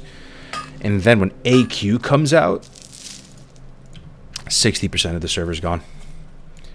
I think 60% of the server is already Nikki Night Night when AQ is out. And then when Nax is out, there's barely anyone left, bro. And there's a few guilds clearing it. You know what I mean? Like, the server's like lost a ton of steam at that point. So it'd be interesting to have a server launch that has all content available to see how players adapt in that environment. You're getting all the hype generated from that honeymoon phase when the server's super fresh, and there is a ton of stuff to do. There's unlimited stuff to do. There's almost too much stuff to do. And yes, you are hacking away a bunch of chunks of content from the game and skipping over a lot of items and things like that. But it'd be interesting to see how that server develops. To see like what the retention is like, the staying power on a server like that. If people actually end up playing for longer, and more people are getting into Nax, more people are actually playing AQ, because there's just way more player base.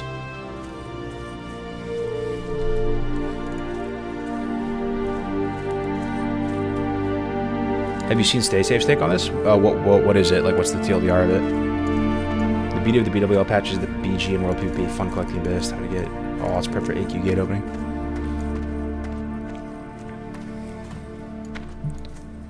I do think a hardcore server, though, would fix a lot of the issues that like a standard vanilla server faces. I truly do think so. I think a hardcore server would be really fucking cool, and obviously that's not a hot take coming from someone in my position, but I truly do. I think it would restore a lot of the old way of playing the game. Like, you would get a lot of RPers again. You would get people that are just crafters and into professions and have no interest in raiding, and it would feel okay to not be interested in raiding. You know? Like, if you're not interested in raiding and you're just playing the game in that capacity on a normal server, you're kind of like a meme, bro. Like, no one even looks, just walk all over you. Like, but a hardcore server would probably be fine. And hardcore server is like more sustainable in the sense people are constantly dying and going again. The starter zones aren't ghost towns. You know, it devalues gold. Yeah, on it. I mean, I could sit here for the next 30 minutes and explain a lot of the things that the hardcore server would fix, or like improve on compared to like a normal server. But a hardcore server may just not be as fun as a normal server. It is possible. Because some of the charm and fun of vanilla is being able to die and just chill and limit test and pump and push and not always be like just cracked out of your mind anxiety that your character that you put all this time in is going to die. You know, the fact that you can actually just pump and enjoy. Like,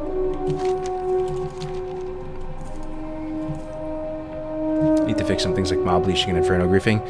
Yeah, I think it's coming, bro. Just stand by. I think it's coming. I think they had a lot on their plate with Allure. But really hoping in the next couple weeks here they get a lot of that stuff fixed.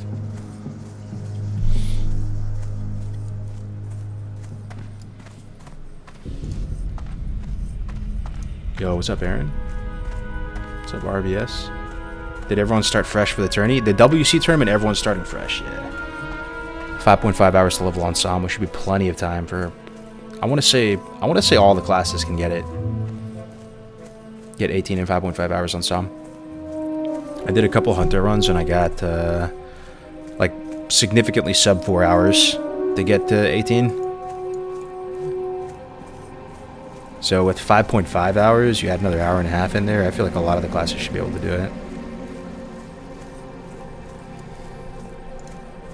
And then the Mak'Gora, we've had a week to do all this stuff.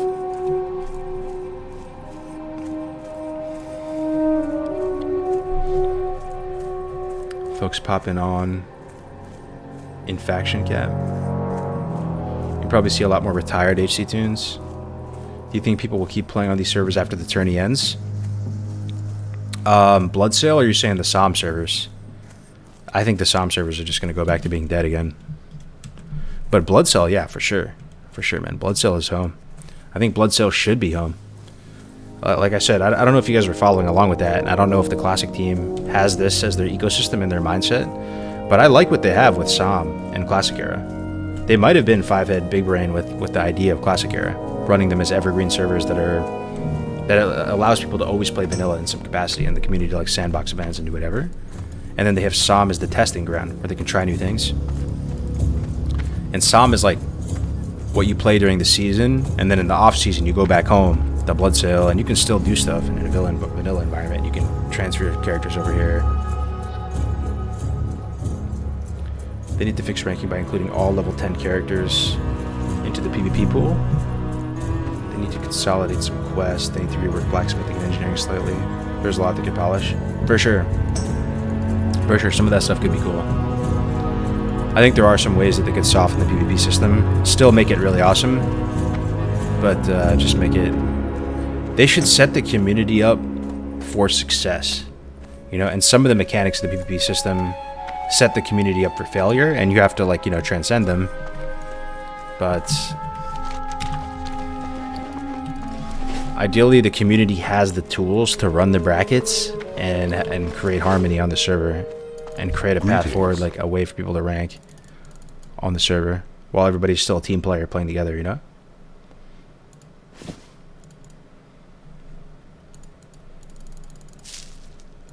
Get rid of some of this stuff.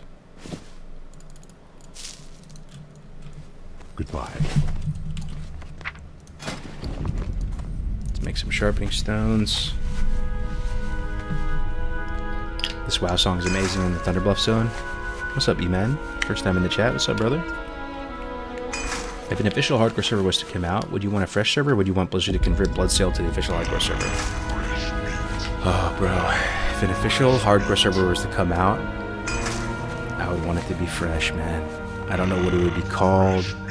It would be PvE, of course. I don't think it would be PvP. And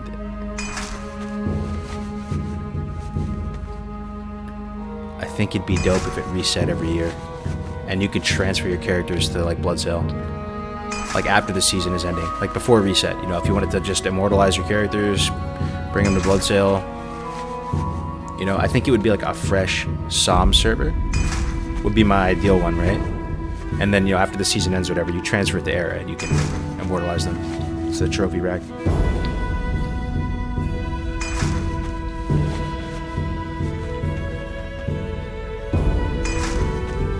Classic ranking system is the worst pile of shit I've ever played in any game. Ah, man. It hurts me when you say that. I can totally understand where you're coming from, in a sense. But having gone through it truly for the first time recently, like, and gotten 14 on it, I do, honest to God, no cap, feel there's a lot of magic to it. Like, genuinely. There's so, like, it is a massive chunk of the game. It's a life-consuming alternate dimension of the game that is completely consuming. Just like how raiding can be consuming, you're able to play vanilla fully just doing the rank. Like, it's hard to explain the social interactions, the planning, the organization, the min-max, all of it.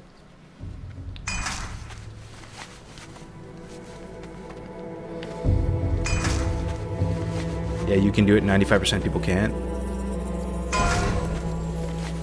Yeah.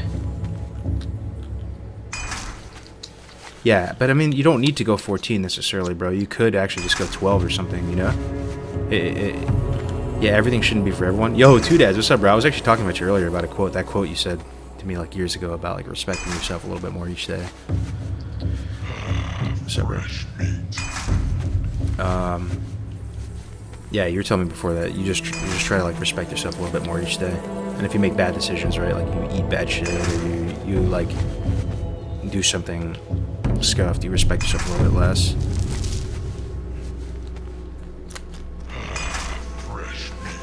Let me see though. What did Reizuku say? There are some people playing softcore on BB. Converting it to hardcore would ruin the game for them. Oh, playing softcore on BB? Yeah. I don't think they would make Bloodsail the main realm. I think what we have right now is pretty awesome. And there's some people that really love what we have right now, and that even if a hardcore server was to launch fresh, it'd be a tiny, small niche, but some people wouldn't go. They would just play Bloodsail. They would continue to use the add-on. For them, this is real hardcore, and simply just removing death from the game or res would be worse. I'm not necessarily one of those people, but some people... I like the idea that Psalm could be a fresh, hardcore environment, and you always have Bloodsail. Bloodsail is an evergreen, stable environment where we know, you know, we're set up for success here. Oh, that one. You know I've always loved you, wish you nothing but the best. Yeah, I appreciate it too, Daz, bro. We've been friends for a long time. Known you well before Classic even came out, man. Greetings. The saddest guy gifting a sub to 2 dads. Nice, bro. That's a high impact one right there. Go. I appreciate the sub, saddest guy. If Resurrection is taken out, how would we appeal griefs? Oh, there wouldn't be any of that. But bro, I let out a long, exasperated sigh when I say this, but I really don't. I really look forward to the time when we don't have to be like the janitors of the server, right? And enforce rules and tell people no. I really can't wait. You create a lot of enemies on the internet when you tell people no, when you have to deny things, and it just, I swear, man, it just ends up being so feels bad. Like, I can't wait for the time where there's just no appeals, the server's done, you just play the game, the onus is on Blizzard, it's not on the mod team or anything like that. It sucks, dude. I'm feeling a piece of that already, organizing this tournament. Yeah. Yup. It sucks, man. Well, fly Duratar. Be careful.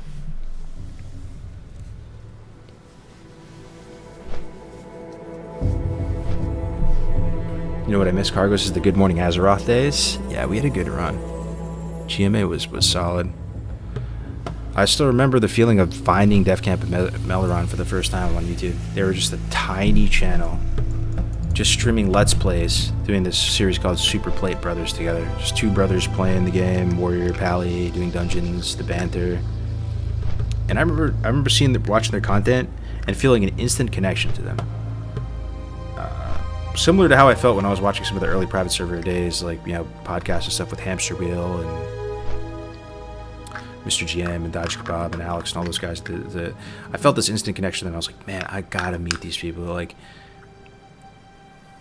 I want to collaborate with these people. Like, these are the people that are drawing me into the community. Like, these are people I want to connect with. And it ended up happening. We did a lot of cool stuff together. The Shaman guys are best, yeah. I remember watching pre-classic Meldoron doing vlogs in the woods, sitting on a fucking tree stump talking about his favorite classes and stuff. Events you would like to try on an actual HC server. On an actual HC server.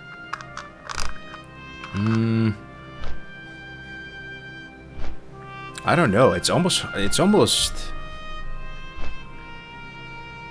so it would almost be harder to run events on an actual HC server. At least right here on Bloodcell. If you get griefed or something, you don't actually die, you know, you can appeal it and keep going. Yeah, I'm almost a little bit intimidated trying to run.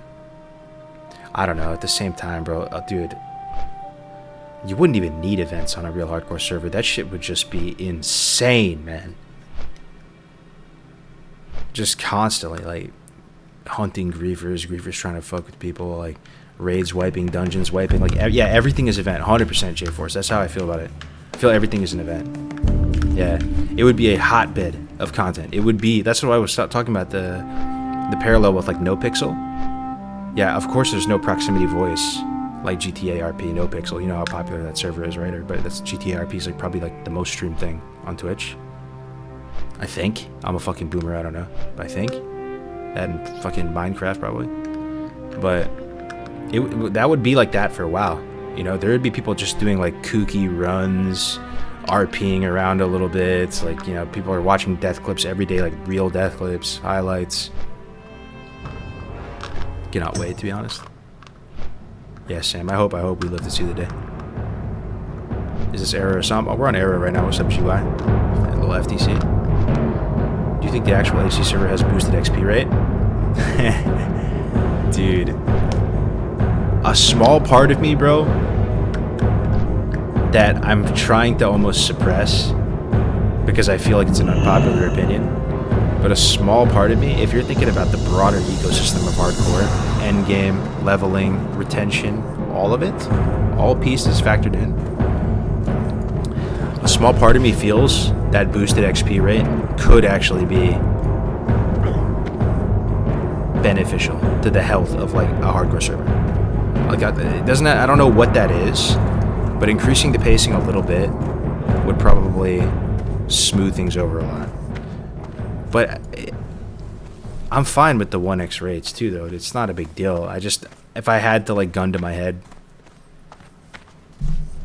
think what truly would actually maybe a little bit better, you know? Because it's such a long haul to 16, bro. It's such a long haul. People can die. It's so easy to die. The game is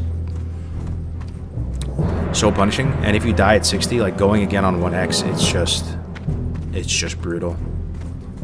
Which is okay. And I think it would be dope, just 1x values as well.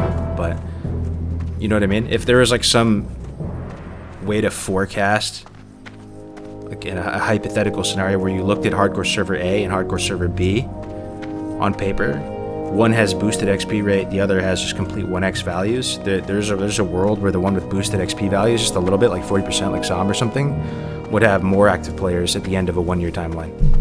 This is my point.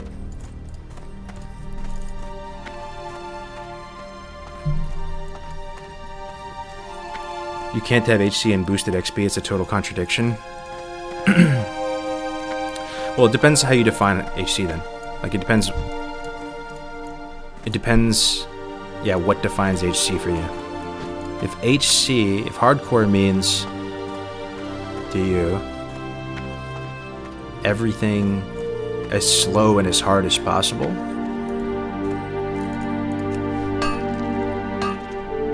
I can see that.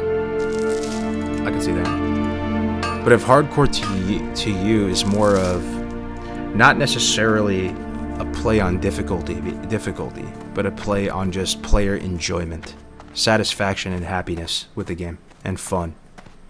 And with difficulty being secondary, it's more of like how fun of an experience and community is it overall. Like, you look at like retention of players when they die. You look at people's willingness to go again. You look at all this. I think it's possible that a realm with like some boosted XP rates a little bit would result in that.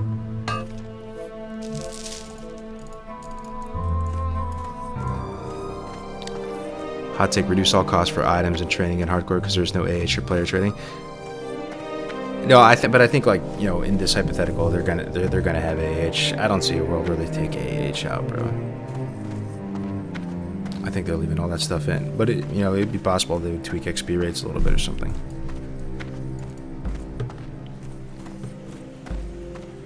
I think HZ would be more fun with player interaction. There is a lot of player interaction, though, is the thing. There's not, but there isn't. Like, we used to say this a lot in the early days of hardcore, where it's like, how is a game that's like a solo leveling challenge, why does it feel so social? Why does it feel like more of a community than just playing normal? Why? For some people it does, not for everybody. Maybe some people feel like it, but people feel more connected with the community and their fellow players on the server in hardcore in a solo leveling challenge than they do when they're playing just normal multi-life. I mean, it probably has to do with just like actually relying on each other to do dungeons, having finite goods and resources, finite dungeon runs. You have to, band together to recruit for a dungeon run. You have empathy towards someone if they die at 60, if they lose a character. There's a lot of factors to consider, right? Whereas like if you just play normally, you can just be like a soulless hollow husk of a player, just straight up like swipe everything and go show up GDKPs. Like you have no like connection to your fellow player. Yeah, Snakes. Like you feel some empathy, and even just Joe Schmo's random character right next to you, you kind of don't want him to die, yeah?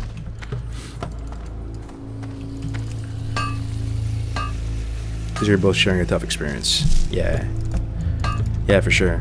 So, yeah, I don't know, man. Like, my question to you guys would be, do you think we'd be here today and for hardcore to be where it is today if we didn't have all of these weird stipulations and stuff, like one dungeon run, solo self-found? It's hard to say. I think the solo self-found's was a pretty huge like draw to it. The one dungeon run thing, maybe people would have been able to just like live, in hindsight, it's like once you make a rule or something, you can't really change it. It's just, you're gonna upset too many people. Like, we just had to been stuck with the rule set. But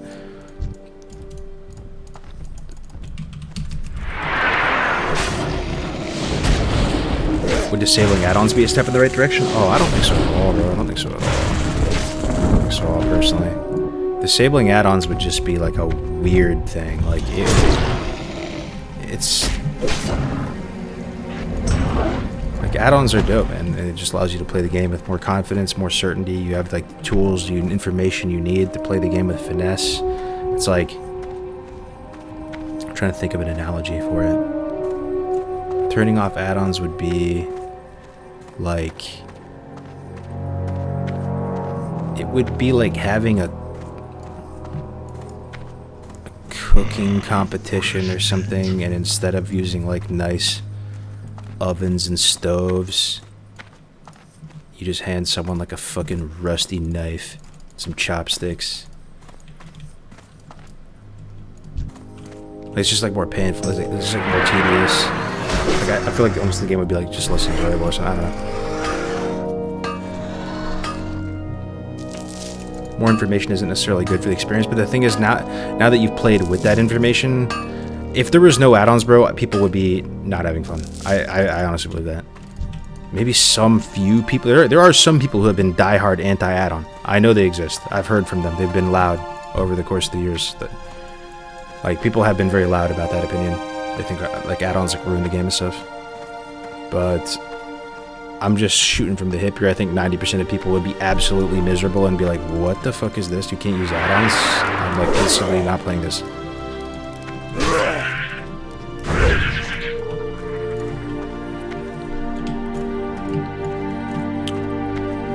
Sorry if I missed it, but did anyone catch where you got the silk cloth stacks at 20? My mage is 22, and it'd be nice to stack cloth like that if it's not hard to do. Oh, the silk cloth, like bolts, or just the silk cloth I have in my bag? I got that from a BFD run. I just looted it off a mob. No UI add-ons would be awful. But yo, real quick, boys, we're gonna order some HelloFresh real quick. I'm gonna bring it up real quick. So I will just reiterate quickly. We've been talking about it all stream, but over the past year or two, I've been hemorrhaging lots of money on DoorDash, ordering Starbucks. It's bad, bro. I've been self-griefing.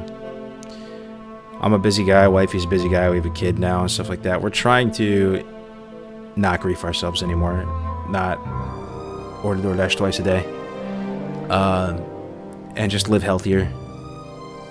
So we're looking for things, for ways to do that.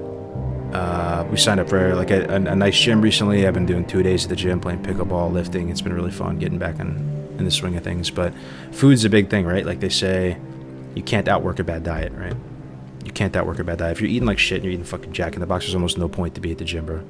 It's kind of no point. So, on the food note, trying a few things. There's a meal plan that I signed up for recently called Pro Flex meals or Flex Pro meals, where they ship you like kind of frozen meals. It's like basically meal prep things, good to go. You just pop it on a plate, put it in the microwave. But I also want to try HelloFresh and see how this is. So this is essentially like groceries. They just get your groceries for you, ship it to your house. I don't even know if I'm going to use the recipes, honestly. I might just cook something that I feel like cooking with these ingredients. But if it's good quality ingredients, it comes to the house, and it's kind of cost effective, that's good value. That's straight, that would be a value add to my life. So yeah, you choose your favorite recipes, they ship it to you, receive meals with ease, you'll get your selected meals from the plan you signed up for. So you do have to cook this stuff. It doesn't come like pre-made, which some people that's a pro, some people that's a con. So I signed up, and this is what it looks like when you sign up. You personalize your plan. You choose meat and veggies, veggie, fit and wholesome, family-friendly, pescatarian. They have some dietary choices here, which is kind of cool. And here's what it looks like. So these are my pre-selected meals, and you can change them. So you have all meals. Looks like they have 36 meals on the menu total. Let's see what the best sellers are. Fully loaded pork taquitos, zucchini and tomato flatbreads, one pot Mexicali black bean soup, salad with spiced pork patties. Yeah, I don't know. Let me see. Which ones appeal to me the most here?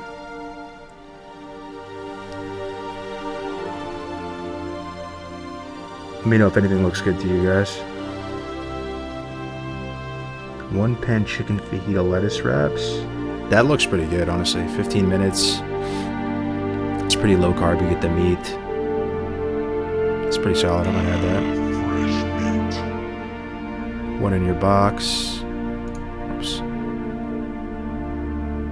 I've tried them a few times. Yeah? Oh, I may have griefed myself. 1 second. Got signed out or something. HelloFresh. I have to pop this in here. So the other thing too that might be interesting to you is like, so they're sponsoring me this month, and I'm happy to. I think it's actually like way more legit than like the mobile game ads and stuff you get offers for all the time. This is pretty cool. It's a grocery shipped to your door, and hopefully it works out and like they can potentially sponsor hardcore stuff, because we do have like prize pools coming up for this league.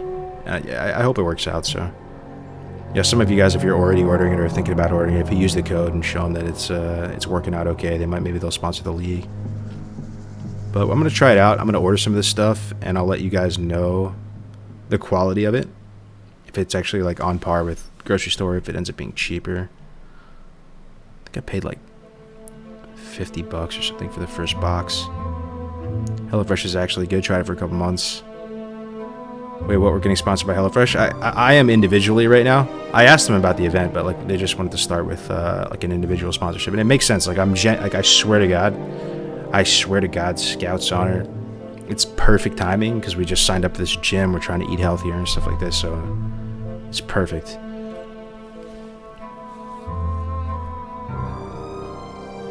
Meatloaf. You guys big meatloaf enjoyers? Ragu.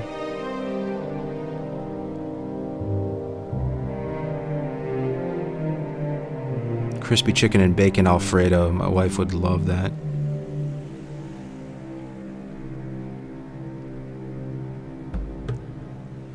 Yeah, they got some good stuff here. It looks tasty for sure.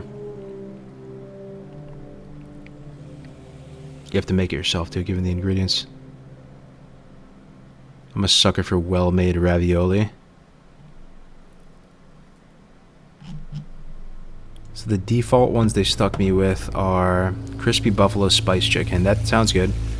Melty Monterey Jack burgers. Onion jam, garlic mayo, and crispy potato wedges. 35 minutes. One pan Santa Fe pork tacos. And a stuffed meatball rigatoni bake with a Parmesan and panko crust. It all sounds good. I'm not sure like how amazing the macros are on this type of stuff. Not that it matters that much though, bro. If you're just doing OMAD and you're eating once a day and you're just not eating like dessert, it kind of doesn't matter that much. Which you'll be all right. Fresh meat. Well, that'd be my one concern. Doesn't sound like extremely clean. Like it's not just straight chicken broccoli.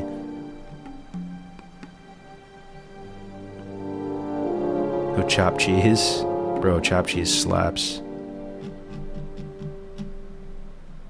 So I think I'm going to minus the burger.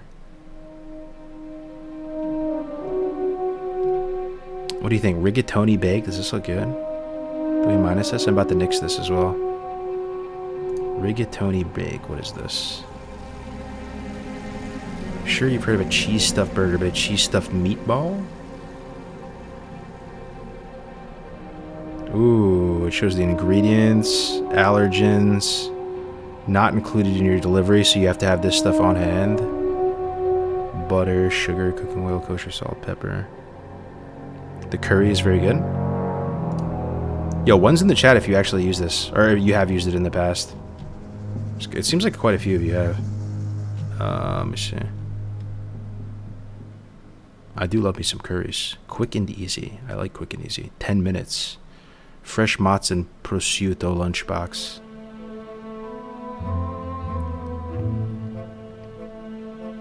Ah, bulgogi, nice. I like these lettuce wraps, man. I'm gonna add the lettuce wrap.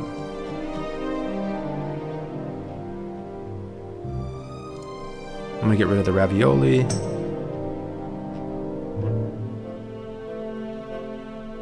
One pot spicy vegan curry stir fry.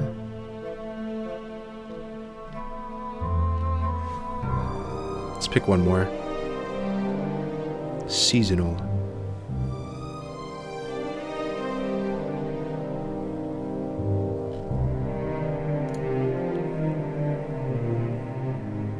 Crispy chicken and bacon Alfredo. I would order this, but this is probably not that healthy. Like, this is probably like 1,500 calories or something, bro. New.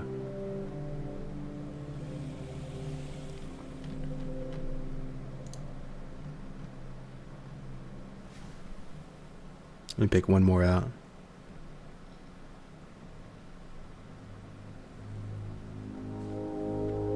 Hey, look, Zatar crusted grilling cheese. They named something after Zatar. Pog.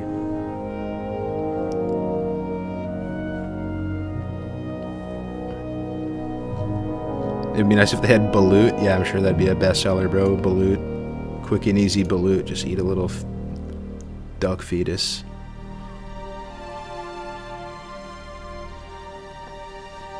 I don't know what to pick, man. Let me see. This is pretty solid, bro. I love bulgogi. I love Korean food. Might just do this. Had a 5th meal this week for only $8.99 per serving. Alright, I'm pretty happy with that. Alright. I think we're gonna go with that, boys.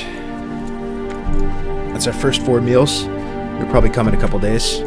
I think I'll do like a cooking stream when it arrives. We'll unbox it and see how the quality is and all that stuff. Maybe we'll try to cook something together. Huggers, who made the art / graphics for your 2019 classic class guide videos? It was this dude named Jensen.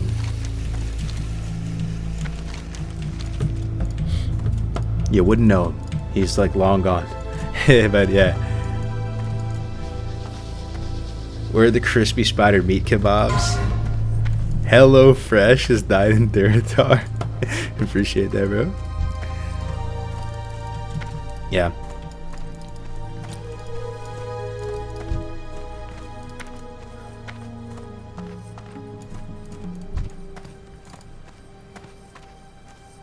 But honestly, anything is going to be better than ordering DoorDash twice a day. If you I know some of you, you're not even admitting it. You're lurking in the shadows. I know some of you are on that 2 DoorDash a day grind. I feel your pain, man. There's got to be another way. You go with any of these, dude. HelloFresh, Flex Pro, you get frozen meal shipped to you. You're going to go with like, anything's better, bro, than that. This is hemorrhaging your fucking life savings away. Ordering DoorDash. What's your code? I want to try this? No shot, really? Okay, dude. There it goes. Cucumber Hunter's got it. Yeah, try it out. Try it out. Let's do it. Let's try it out. Let's do HelloFresh handies for a month. See how it goes. And hopefully they're like, you know what? The Hardcore All-Star League.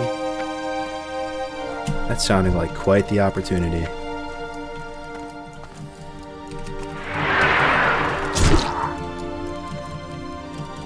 I have heard that their first, like the first month you sign up with these type of programs, they give you like an absolutely cracked deal to like reel you in, you know. So yeah, I think it'd be worth it for a month.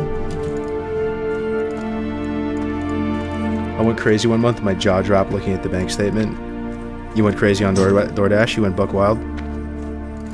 You know you're in the shadow zone when you're ordering 2 DoorDash meals a day and you're ordering Starbucks from DoorDash.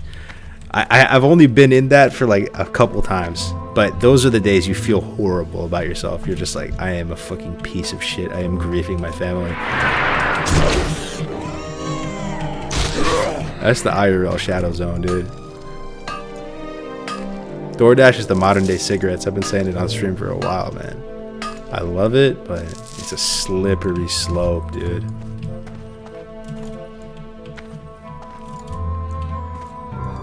Am I weird that I've never once used Uber Eats or DoorDash? That's kind of weird, yeah. It's kind of weird, but it's good because you never open Pandora's box. Because once you open Pandora's box, you get put in the shadow zone. You've never tasted the convenience of clicking 2 buttons and having delicious food delivered at your feet. Having sushi, having your favorite restaurants, whatever it might be, 20 minutes away, delivered at your feet while you're playing WoW, dude. You're leveling in hardcore in the Barrens doing Semiflange, and your favorite tastiest treats arrive at your feet.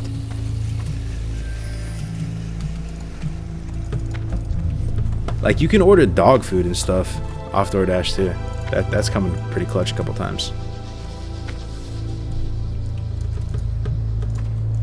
HelloFresh reminds you how easy and fun it can be to cook your own meals. Damn, you guys are selling it for me. Yeah, I've never tried anything like this in my life. I've never done something where they send you ingredients. So it'll be cool. I just assumed that you wouldn't use the recipes they would send you. That you would just use the ingredients and cook something you want, but seems like you guys think the actual recipes are pretty good. I'm actually a pretty decent cook, man. I've been learning a lot recently. Like, if you ask Winky, he came over, I gave him the whole 3-course, 4-course meal. When Winky came over, we cooked steak, but like we had some nice filet mignon steak, seasoned it really well, seasoned the cutting boards, sliced it nice and thin, but not too thin, juicy. We had panna cotta. I made like raspberry panna cotta. Had bruschetta. I made with little cherry tomatoes, truffle oil, and I made some pasta for him as well.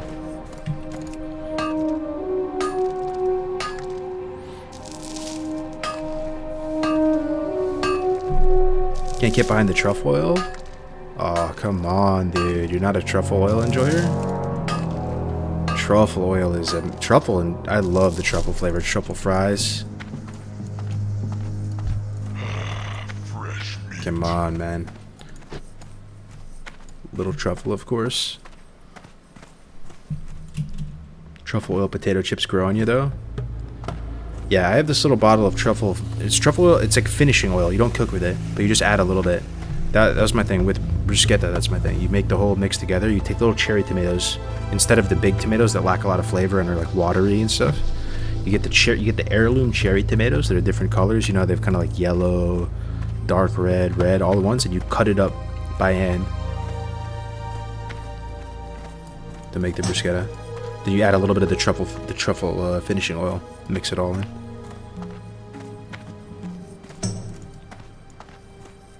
Have you ever worked at Rotten Ronnie's? No. I don't even know what that is, man. Truffle oil tastes like dirt? Oh my god. Disrespecting the truffle. With HelloFresh, if you have the recipe paper, you can just buy your own ingredients if you want to save yourself some extra money. Once you know the recipe, you can buy it at your own supermarkets. That's the thing, though, Saddest Guy. I'm not sure if it's going to be cheaper to buy at your own supermarket. I'm not even kidding. It could just be a California thing. I think if I were to buy ingredients for those 4 dishes, it would cost me like $100 fucking if I went to Safeway. I'm not even joking you, dude. There's got to be a few Californians in here that feel me on that. Like, you go to the grocery store, anything you buy, easy $100. You buy one thing, somehow it's $100. Maybe it's because I'm buying diapers and stuff now too, and the diapers are insane, but...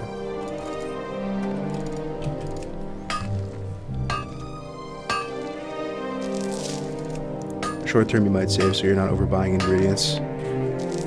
Yeah, we'll see how it goes.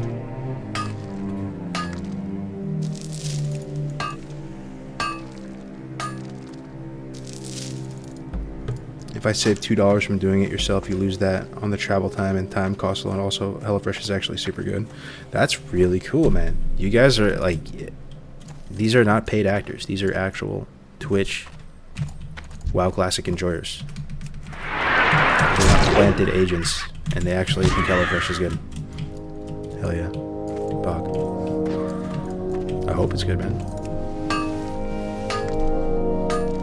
I had to unlurk just to praise truffle oil.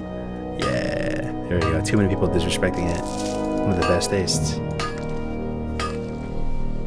Someone has stocks in HelloFresh. You know, I heard that all those type of companies though are struggling right now. I don't know if they are, because apparently during like the pandemic, right? Everybody was ordering like meal plans, like frozen meals or HelloFresh or all these type of things, right? Because everything was locked down. But since everything was opening up again, people didn't like the inflation, right? Making everything expensive. People were finding it like unnecessary. But I don't know, bro. Anything at all is gonna be better than ordering DoorDash twice a day. Anything, bro.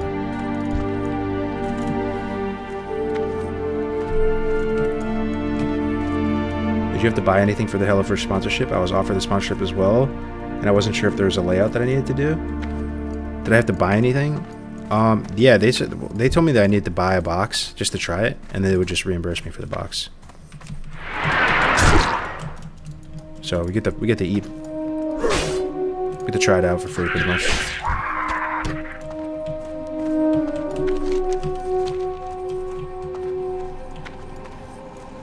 Google said HelloFresh had 7.6 billion in revenue last year. Holy shit. That's nuts, dude. What? You sure that's a B and not an M? You sure, bro? You're telling me that company alone is almost $10 billion industry in and of itself. They didn't reach out to the chef. I'm offended. Well, Grace did the HelloFresh sponsorship recently, right? And he actually he like off stream, no cap, told me that it was actually really good. And Grace has like negative skill in cooking IRL apparently.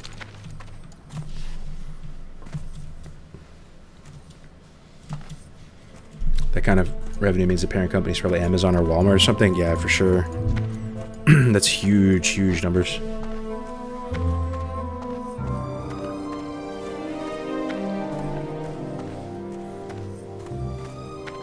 The WoW gold industry isn't even worth a bill. It wasn't at its peak, but it was multi-million. Yeah, there are some people, imagine back during original Wrath, original TBC. I think that's when gold selling was probably in its glory days, I would imagine. I don't know, maybe it's in its glory days now, though. Who knows? There's not like industry reports that come out. You don't get the fucking Newzoo report for gold selling industry. I wonder. Maybe they make more money now than ever, but there is probably people that build straight up massive fortunes on that stuff. Selling like RuneScape gold, WoW Classic, or WoW gold.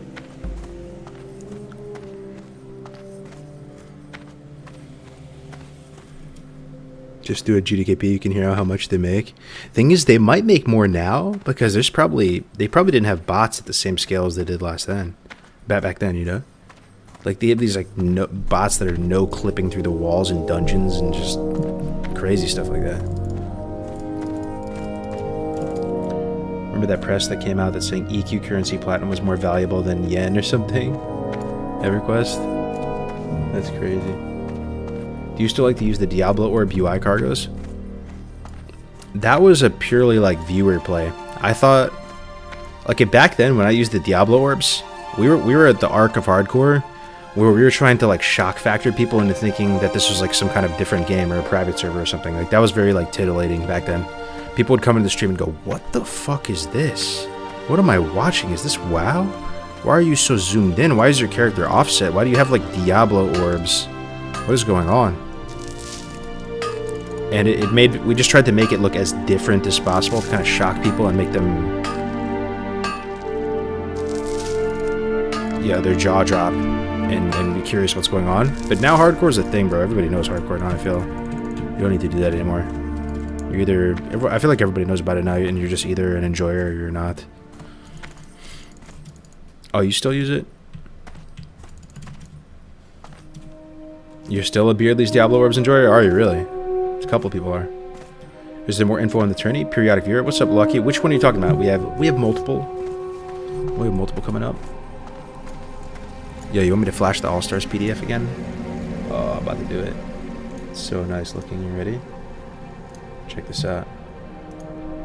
Check this out. On Saturday, we're making the announcement. We can get a tiny little sneak peek right now. What is hardcore? Wow, hardcore history. Look at that. Look at the scuffed original logo there. Look how bad it looked originally. The hardcore ecosystem. F's in the chat. Add-on. 130k downloads. Curse Forge. Dungeon drafts. World tour. Event calendar. Look at all these events coming up. Oh man. Oh, look at that Ragefire Chasm logo. Oh, dude, I'm bricked up. Look at that Wailing Caverns logo. Oh my god. It's over, man. That RFC logo, yeah. I'm telling you.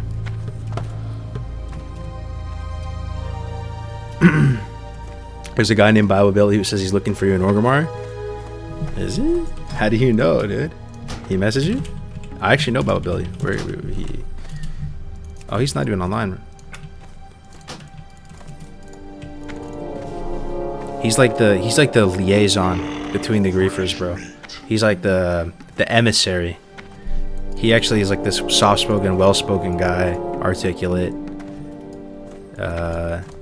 He's like the guy that they send forward to meet with the hardcore emissary and talk diplomacy. Billy said his WoW sub expired. Either that or he got banned, right? If you were him and you got banned, you might just say that, right? Like, you probably wouldn't say you got banned.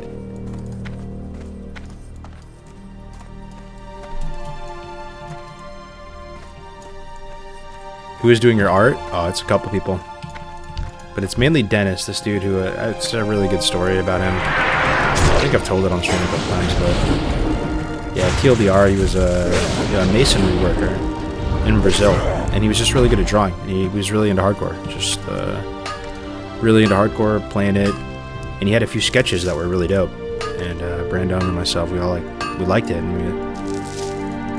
we brought him in and we hired him in Rested XP. And Brandon taught him how to, draw using a proper design tablet. And taught him a bunch of skills. And now he's badass. He is so fucking good, man. He is a beast.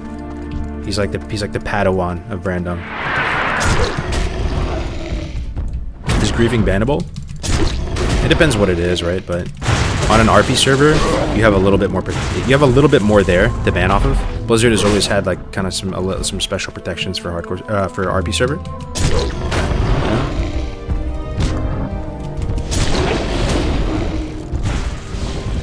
Use code POGHF. I love how I'm such a scuff streamer. My commands don't even work, and the chat is like manually helping me out. So that's awesome. But yeah, try it out, man. Try out the HelloFresh. I ordered my box already. Let's see how it does together. What add-on do you use to move your buffs and debuffs? It's called Move Anything. You just type in /move, then you go to like unit player. You'll see, like your default spot for buffs and debuffs, and you just drag them.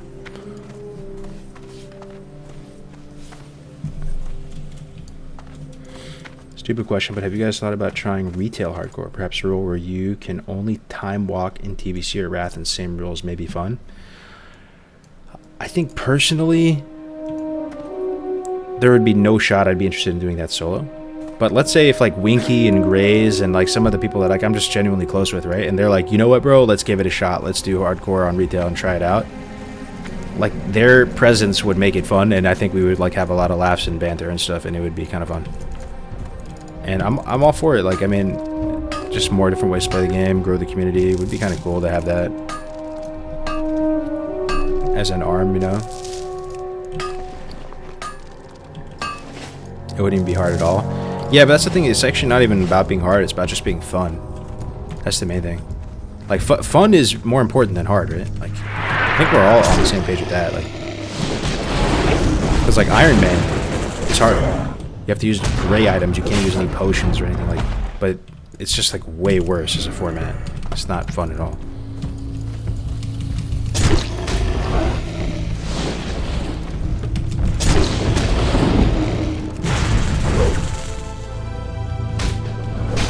True, but hard adds the fun. No, you're right. If things are too easy, then for sure. You are right, actually. If things are too easy, it can also be really bad, right? Has anyone ever Iron Man to 60? Oh yeah, I'm sure lots of people have. Iron Man's been around way before even hardcore came about. But I just think like Iron Man came out in Wrath, right? Pretty sure. Like OG Wrath. It's not a good format for vanilla, man. That's kind of part of the reason why we all kind of came together and made the hardcore rule set, because it just makes no sense in a vanilla environment. You can do it technically, but you're stripping away the entire heart and soul of the game. That Iron Man leader reaching out to you is a hilarious story. The Iron Man TM owner. Yeah. So if you look back at my old VODs, we were calling it Iron Man, and they have like an Iron Man website. And back then they were telling me they had big plans for Iron Man, and this dude reached out. He was actually being respectful though. I mean, he was stern but respectful. He was just saying like, yeah, you guys can't call it like Iron Man. Like, you're not doing the Iron Man. You're doing some modified rule set. You got to think of some other name. Intergalactic High Council and all Iron Man affairs. Groups. Ended up being a blessing though.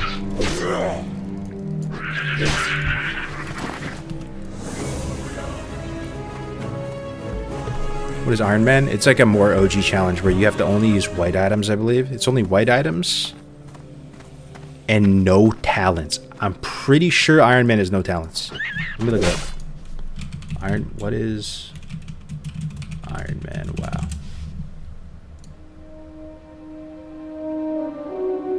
Iron Man challenge. It even has a Wowpedia page. Dude, look at this. We don't even have a Wowpedia page. Oh my god, dude. How do I get a Wowpedia page? Yo, multi-genre Don with the Prime. Thank you, bro. Appreciate it. Thank you, thank you, thank you, thank you, thank you, man. Let me see. All gear employed must be white or gray. So no greens, no blues, nothing like that. No gear enhancements, no talent points. Dude, it's over. It's over. It's dead. It's dead. Like, unplayable, unplayable, unplayable. You can't play Iron Man on vanilla. No talents in vanilla, bro. Is like actually like disrespectful. I know they don't mean it. It's because they made this in Wrath. No talents in vanilla. Like, you're just literally trolling. You're literally trolling. You can do it with the white gear, sure. I get it. I get it. No talents, you're trolling. Unplayable. I was like, I had to like double check. That's why it's the ultimate challenge. Yeah, man, the ultimate challenge, bro.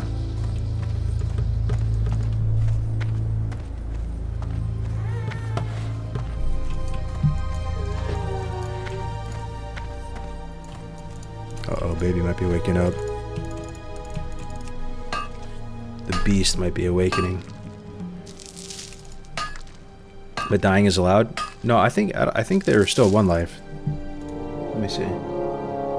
The big one, no deaths. Character death for any reason disqualifies the character.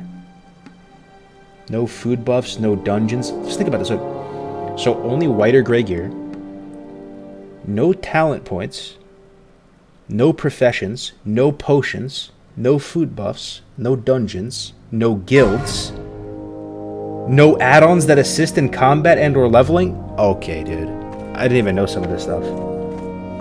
It sounds like a meme. It sounds like a joke or something, like a meme or something.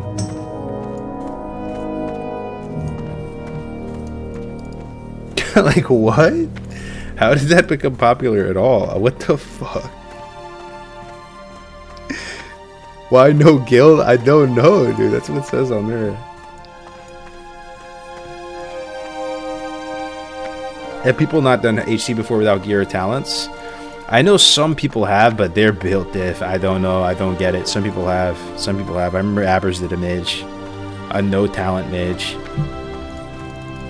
To me, that's like the closest thing to sacrilege. Playing vanilla with no talents. Vanilla with no talents is sacrilege. I can live with all the other stuff. No talents is just... You might as well play something else.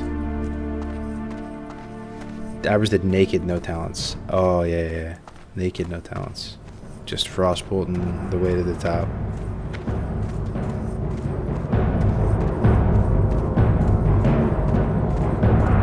Yeah. Out of respect for the game, bro, we shouldn't even make an achievement for no talents. No talents, man.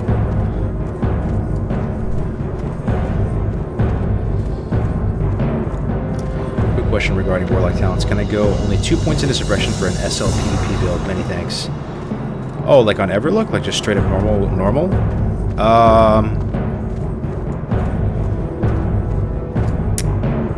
Yeah. The thing is, bro, you might have hit on your gear. Like, you may not even need to go 2 points. But at the same time, like, there are, like, resistance. Like, people have resistances and stuff in PvP. Yeah, if you have no hit on any of your other gear, yeah, I mean, 2 points will just get you to 4% and pretty much hit gap you for PvP. Farewell! Any new dueling techniques ideas? Yeah, I think I'm actually going to try to milk out damage with ranged weapons. I think that's going to be my play. I think I'm going to FAP. I think I'm going to, you know, what's the term? Like G-check, right? I think I'm going to G-check my opponents to see if they have FAP at the beginning of a duel. I think that's the play. You G-check them. If they have FAP, then, you know, the matchup proceeds to, like, stage 2. If they don't have FAP, you milk out free damage, right? You're unslowable, they're slowed. You just get range on them, you start, like, throwing weaponing them, like, just doing some chip damage to them. You get 30 seconds of just plinking them with some stuff. It's not a lot, but... I mean, it's not a lot of damage, but it should add up. So you get 30 seconds of like free damage chipping away at them. If they have FAP, then what do you do at that point? There's many different lines, right? You can't hamstring them or anything. You could, you know, slumber sand them or sticky glue them or something. Oh no, you can't glue them while they're FAP, yeah, for sure.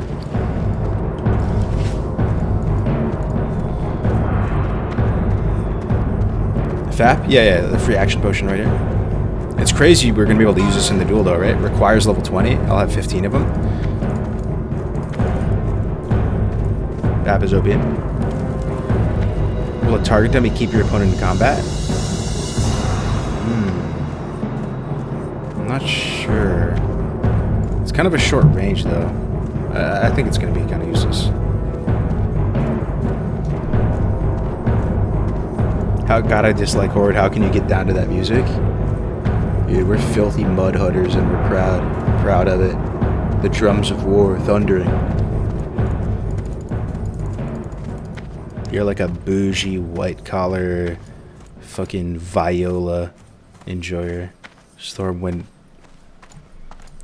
organ.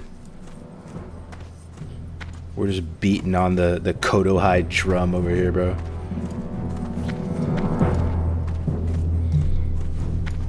Smearing mud on our faces. What tournament are you playing in the cargoes? I'm playing in both. So on Saturday there's a Wailing Caverns tournament. You want to watch the trailer together? Let's watch the trailer together.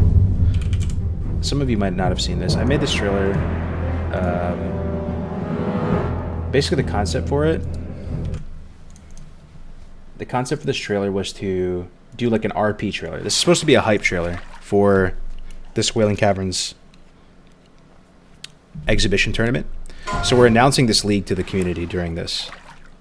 Hold on, I need to get through this Raid Shadow Legends ad. The best game of all time, the game of our generation. It goes Raid Shadow Legends, then Vanilla WoW for me. But yeah, so this whole tournament on Saturday is like an exhibition. We're going to be announcing this Hardcore All-Stars League, and this is going to be a taste, hopefully, of the quality that you guys can like look forward to for Hardcore All-Stars. We're trying to strive to get better and better, right? We're trying to like up the production value, make cooler formats, just do interesting things, right? So the concept of this hype trailer was combining a bunch of the Wailing Caverns quests to shed a little bit of light on the lore of Wailing Caverns and just kind of put teeth on Wailing Caverns again, get people hyped up to do it. So we went there and combined like the leaders of the Fang quest and a couple other ones to make like a script for it, and then we actually got like a proper voice actor to do it, which hopefully you guys think is legit. Here, I'll play it.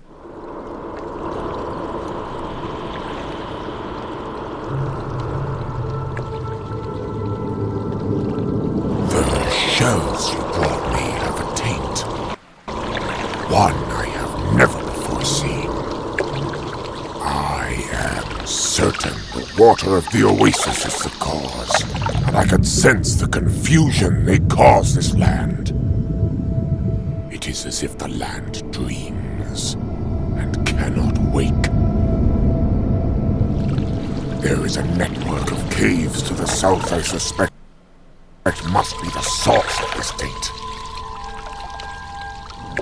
I must share with you a vision. Last night as I entered the land of dreams, I saw the cult of druids who dwell in these caverns. I saw a people whose goals were once noble, but an unknown corruption has led them into darkness. They were part of an order of noble druids whose plan was to heal the barons, but now seek to remake that land to match their own twisted dreams. These druids of the Fang are an aberration. They are now servants of the taint seeping through the barons. I am old and my strength fails. I could not long dwell in that dreaming place. However, I saw that the Fangs have 4 leaders, and each possesses a dream gem. Even now, their faces haunt me. Defeat the leaders and bring me their gems, and the barons may again know peace. Like a big burden there, dude. The race, the Wailing Caverns hardcore. Look at its animated, his claws moving, his head's moving, the vines are swinging. I'd love to see it. So this is this Saturday on 28th. It's going to be on Gray's channel. And it's going to be 5.5 hours to level on SOM. So it's going to be our last hurrah on SOM. The SOM servers are shutting down. Everybody can play. It's not like, only certain people can play. Everybody can play. And then there's going to be like a kickball style draft, which is going to be the great equalizer, right? So it can't just be like, really sweaty, players getting together, making pre-made teams, and you have no shot. It's going to be a ragtag, band of adventurers, and you're going to race through the dungeon. The RFC one we did a couple weeks ago was a huge hit and was awesome. So we got that on Saturday. No registration, just show up, man. Just show up. I think it starts 9 a.m. on Saturday for me, PST. What time on EU, please? So if it's 9 a.m. PST, I believe EU is 9 hours. CET is 9 hours ahead, right? So it'd be...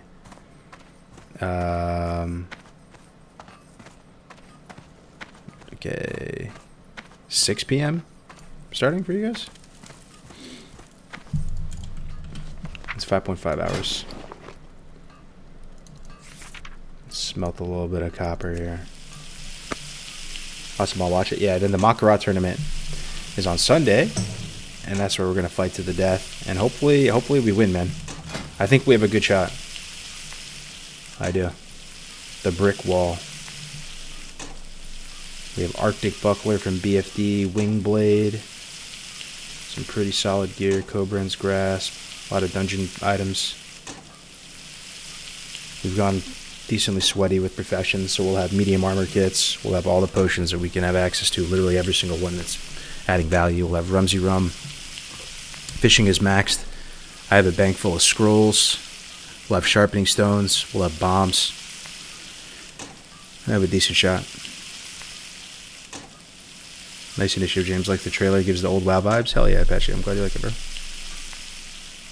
Also, the prize is money. Oh, yeah. What up, Dennis? Yo, speaking... You know how all you guys are asking about who does the hardcore art? Every single time we pop it up, that's him in the chat right there, Big Dennis. Dennis and Brandon, the Wombo combo. Yeah, it's $500 prize pool for the Wailing Caverns event. The Mak'Gora is the prizes, like you get like custom art made for your character. Any tips you picked up from the RFC race that you're going to implement?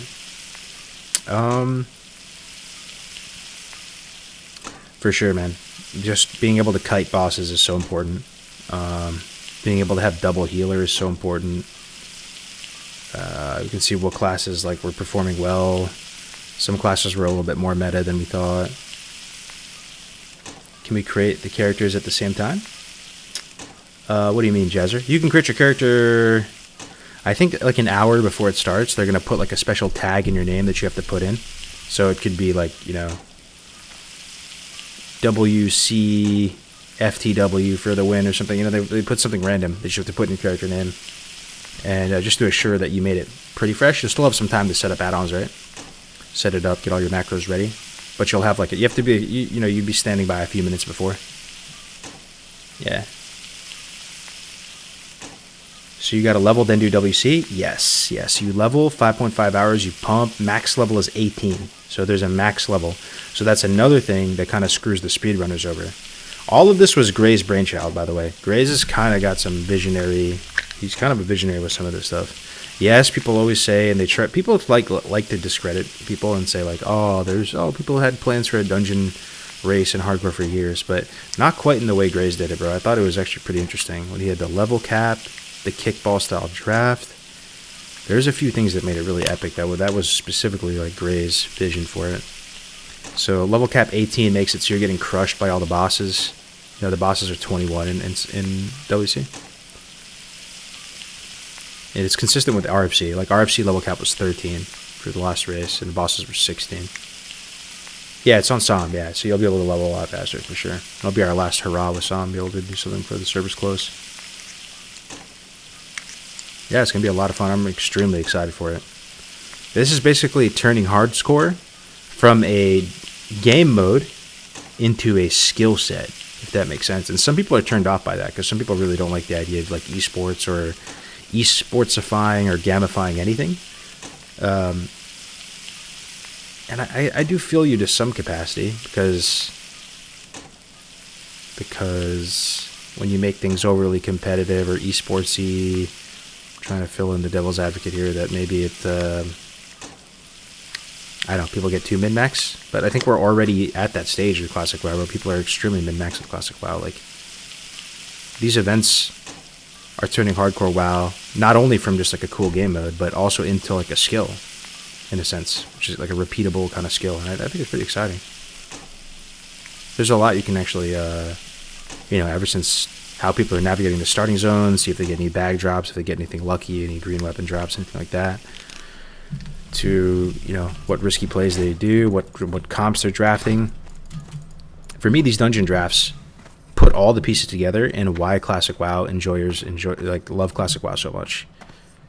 You have the fresh in a bottle, so you're starting the starting zones and navigating that chaos and getting out of it, right? You have all the magic of fresh captured in a bottle.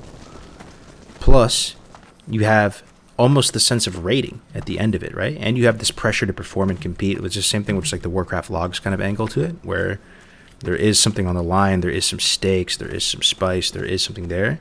And then you have this almost like end game vibe as well. So not only are you trying to level fast and accomplish your goal, but you have to, you're looking forward to something as like the ultimate test at the end. It's a raid. It's like a baby version of like, a speed run or something in a raid. And you have to draft your team and come up with a strategy on the fly, kind of improvise. It's just super fun. You put all the pieces together.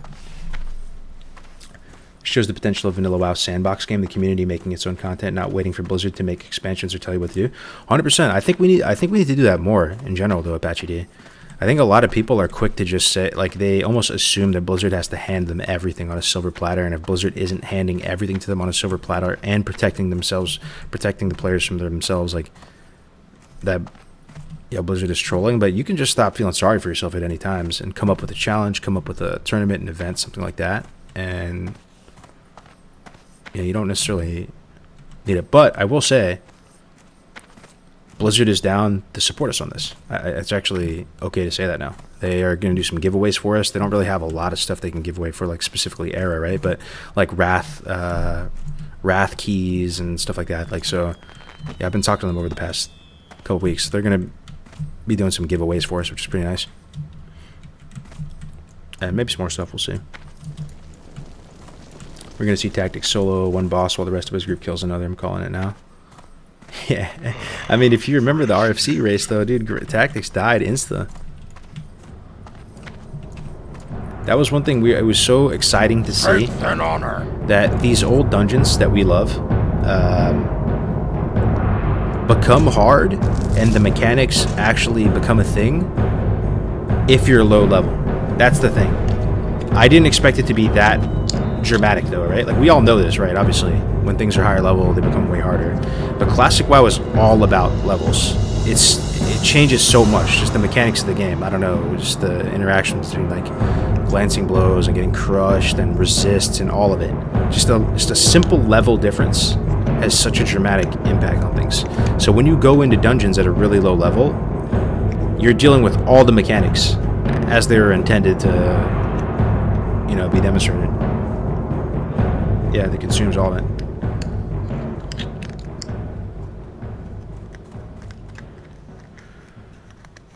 But yeah, I'm really excited. I'm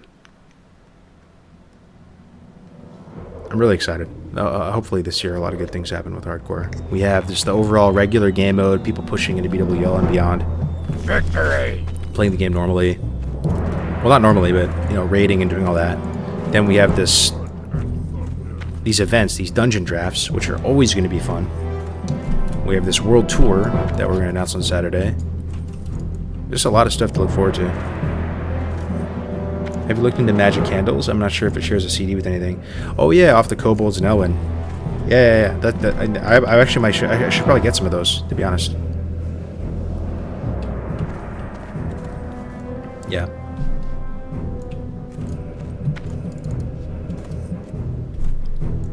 But yeah, I don't know, guys. I think I might. We've been streaming for about 2.5 hours, a little bit over. I might call it here for now. I appreciate you guys bearing with me with talking about HelloFresh and all that.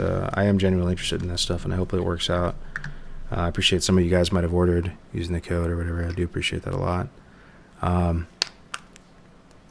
Yeah, I'll be streaming a lot this week since wifey's in Paris. I'll have some time to myself.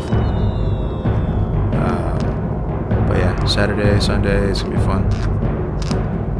What are the shoulders? These are male level 20 shoulders with strength on them. Pretty sick. But yeah, I appreciate you guys tuning in. Love you all.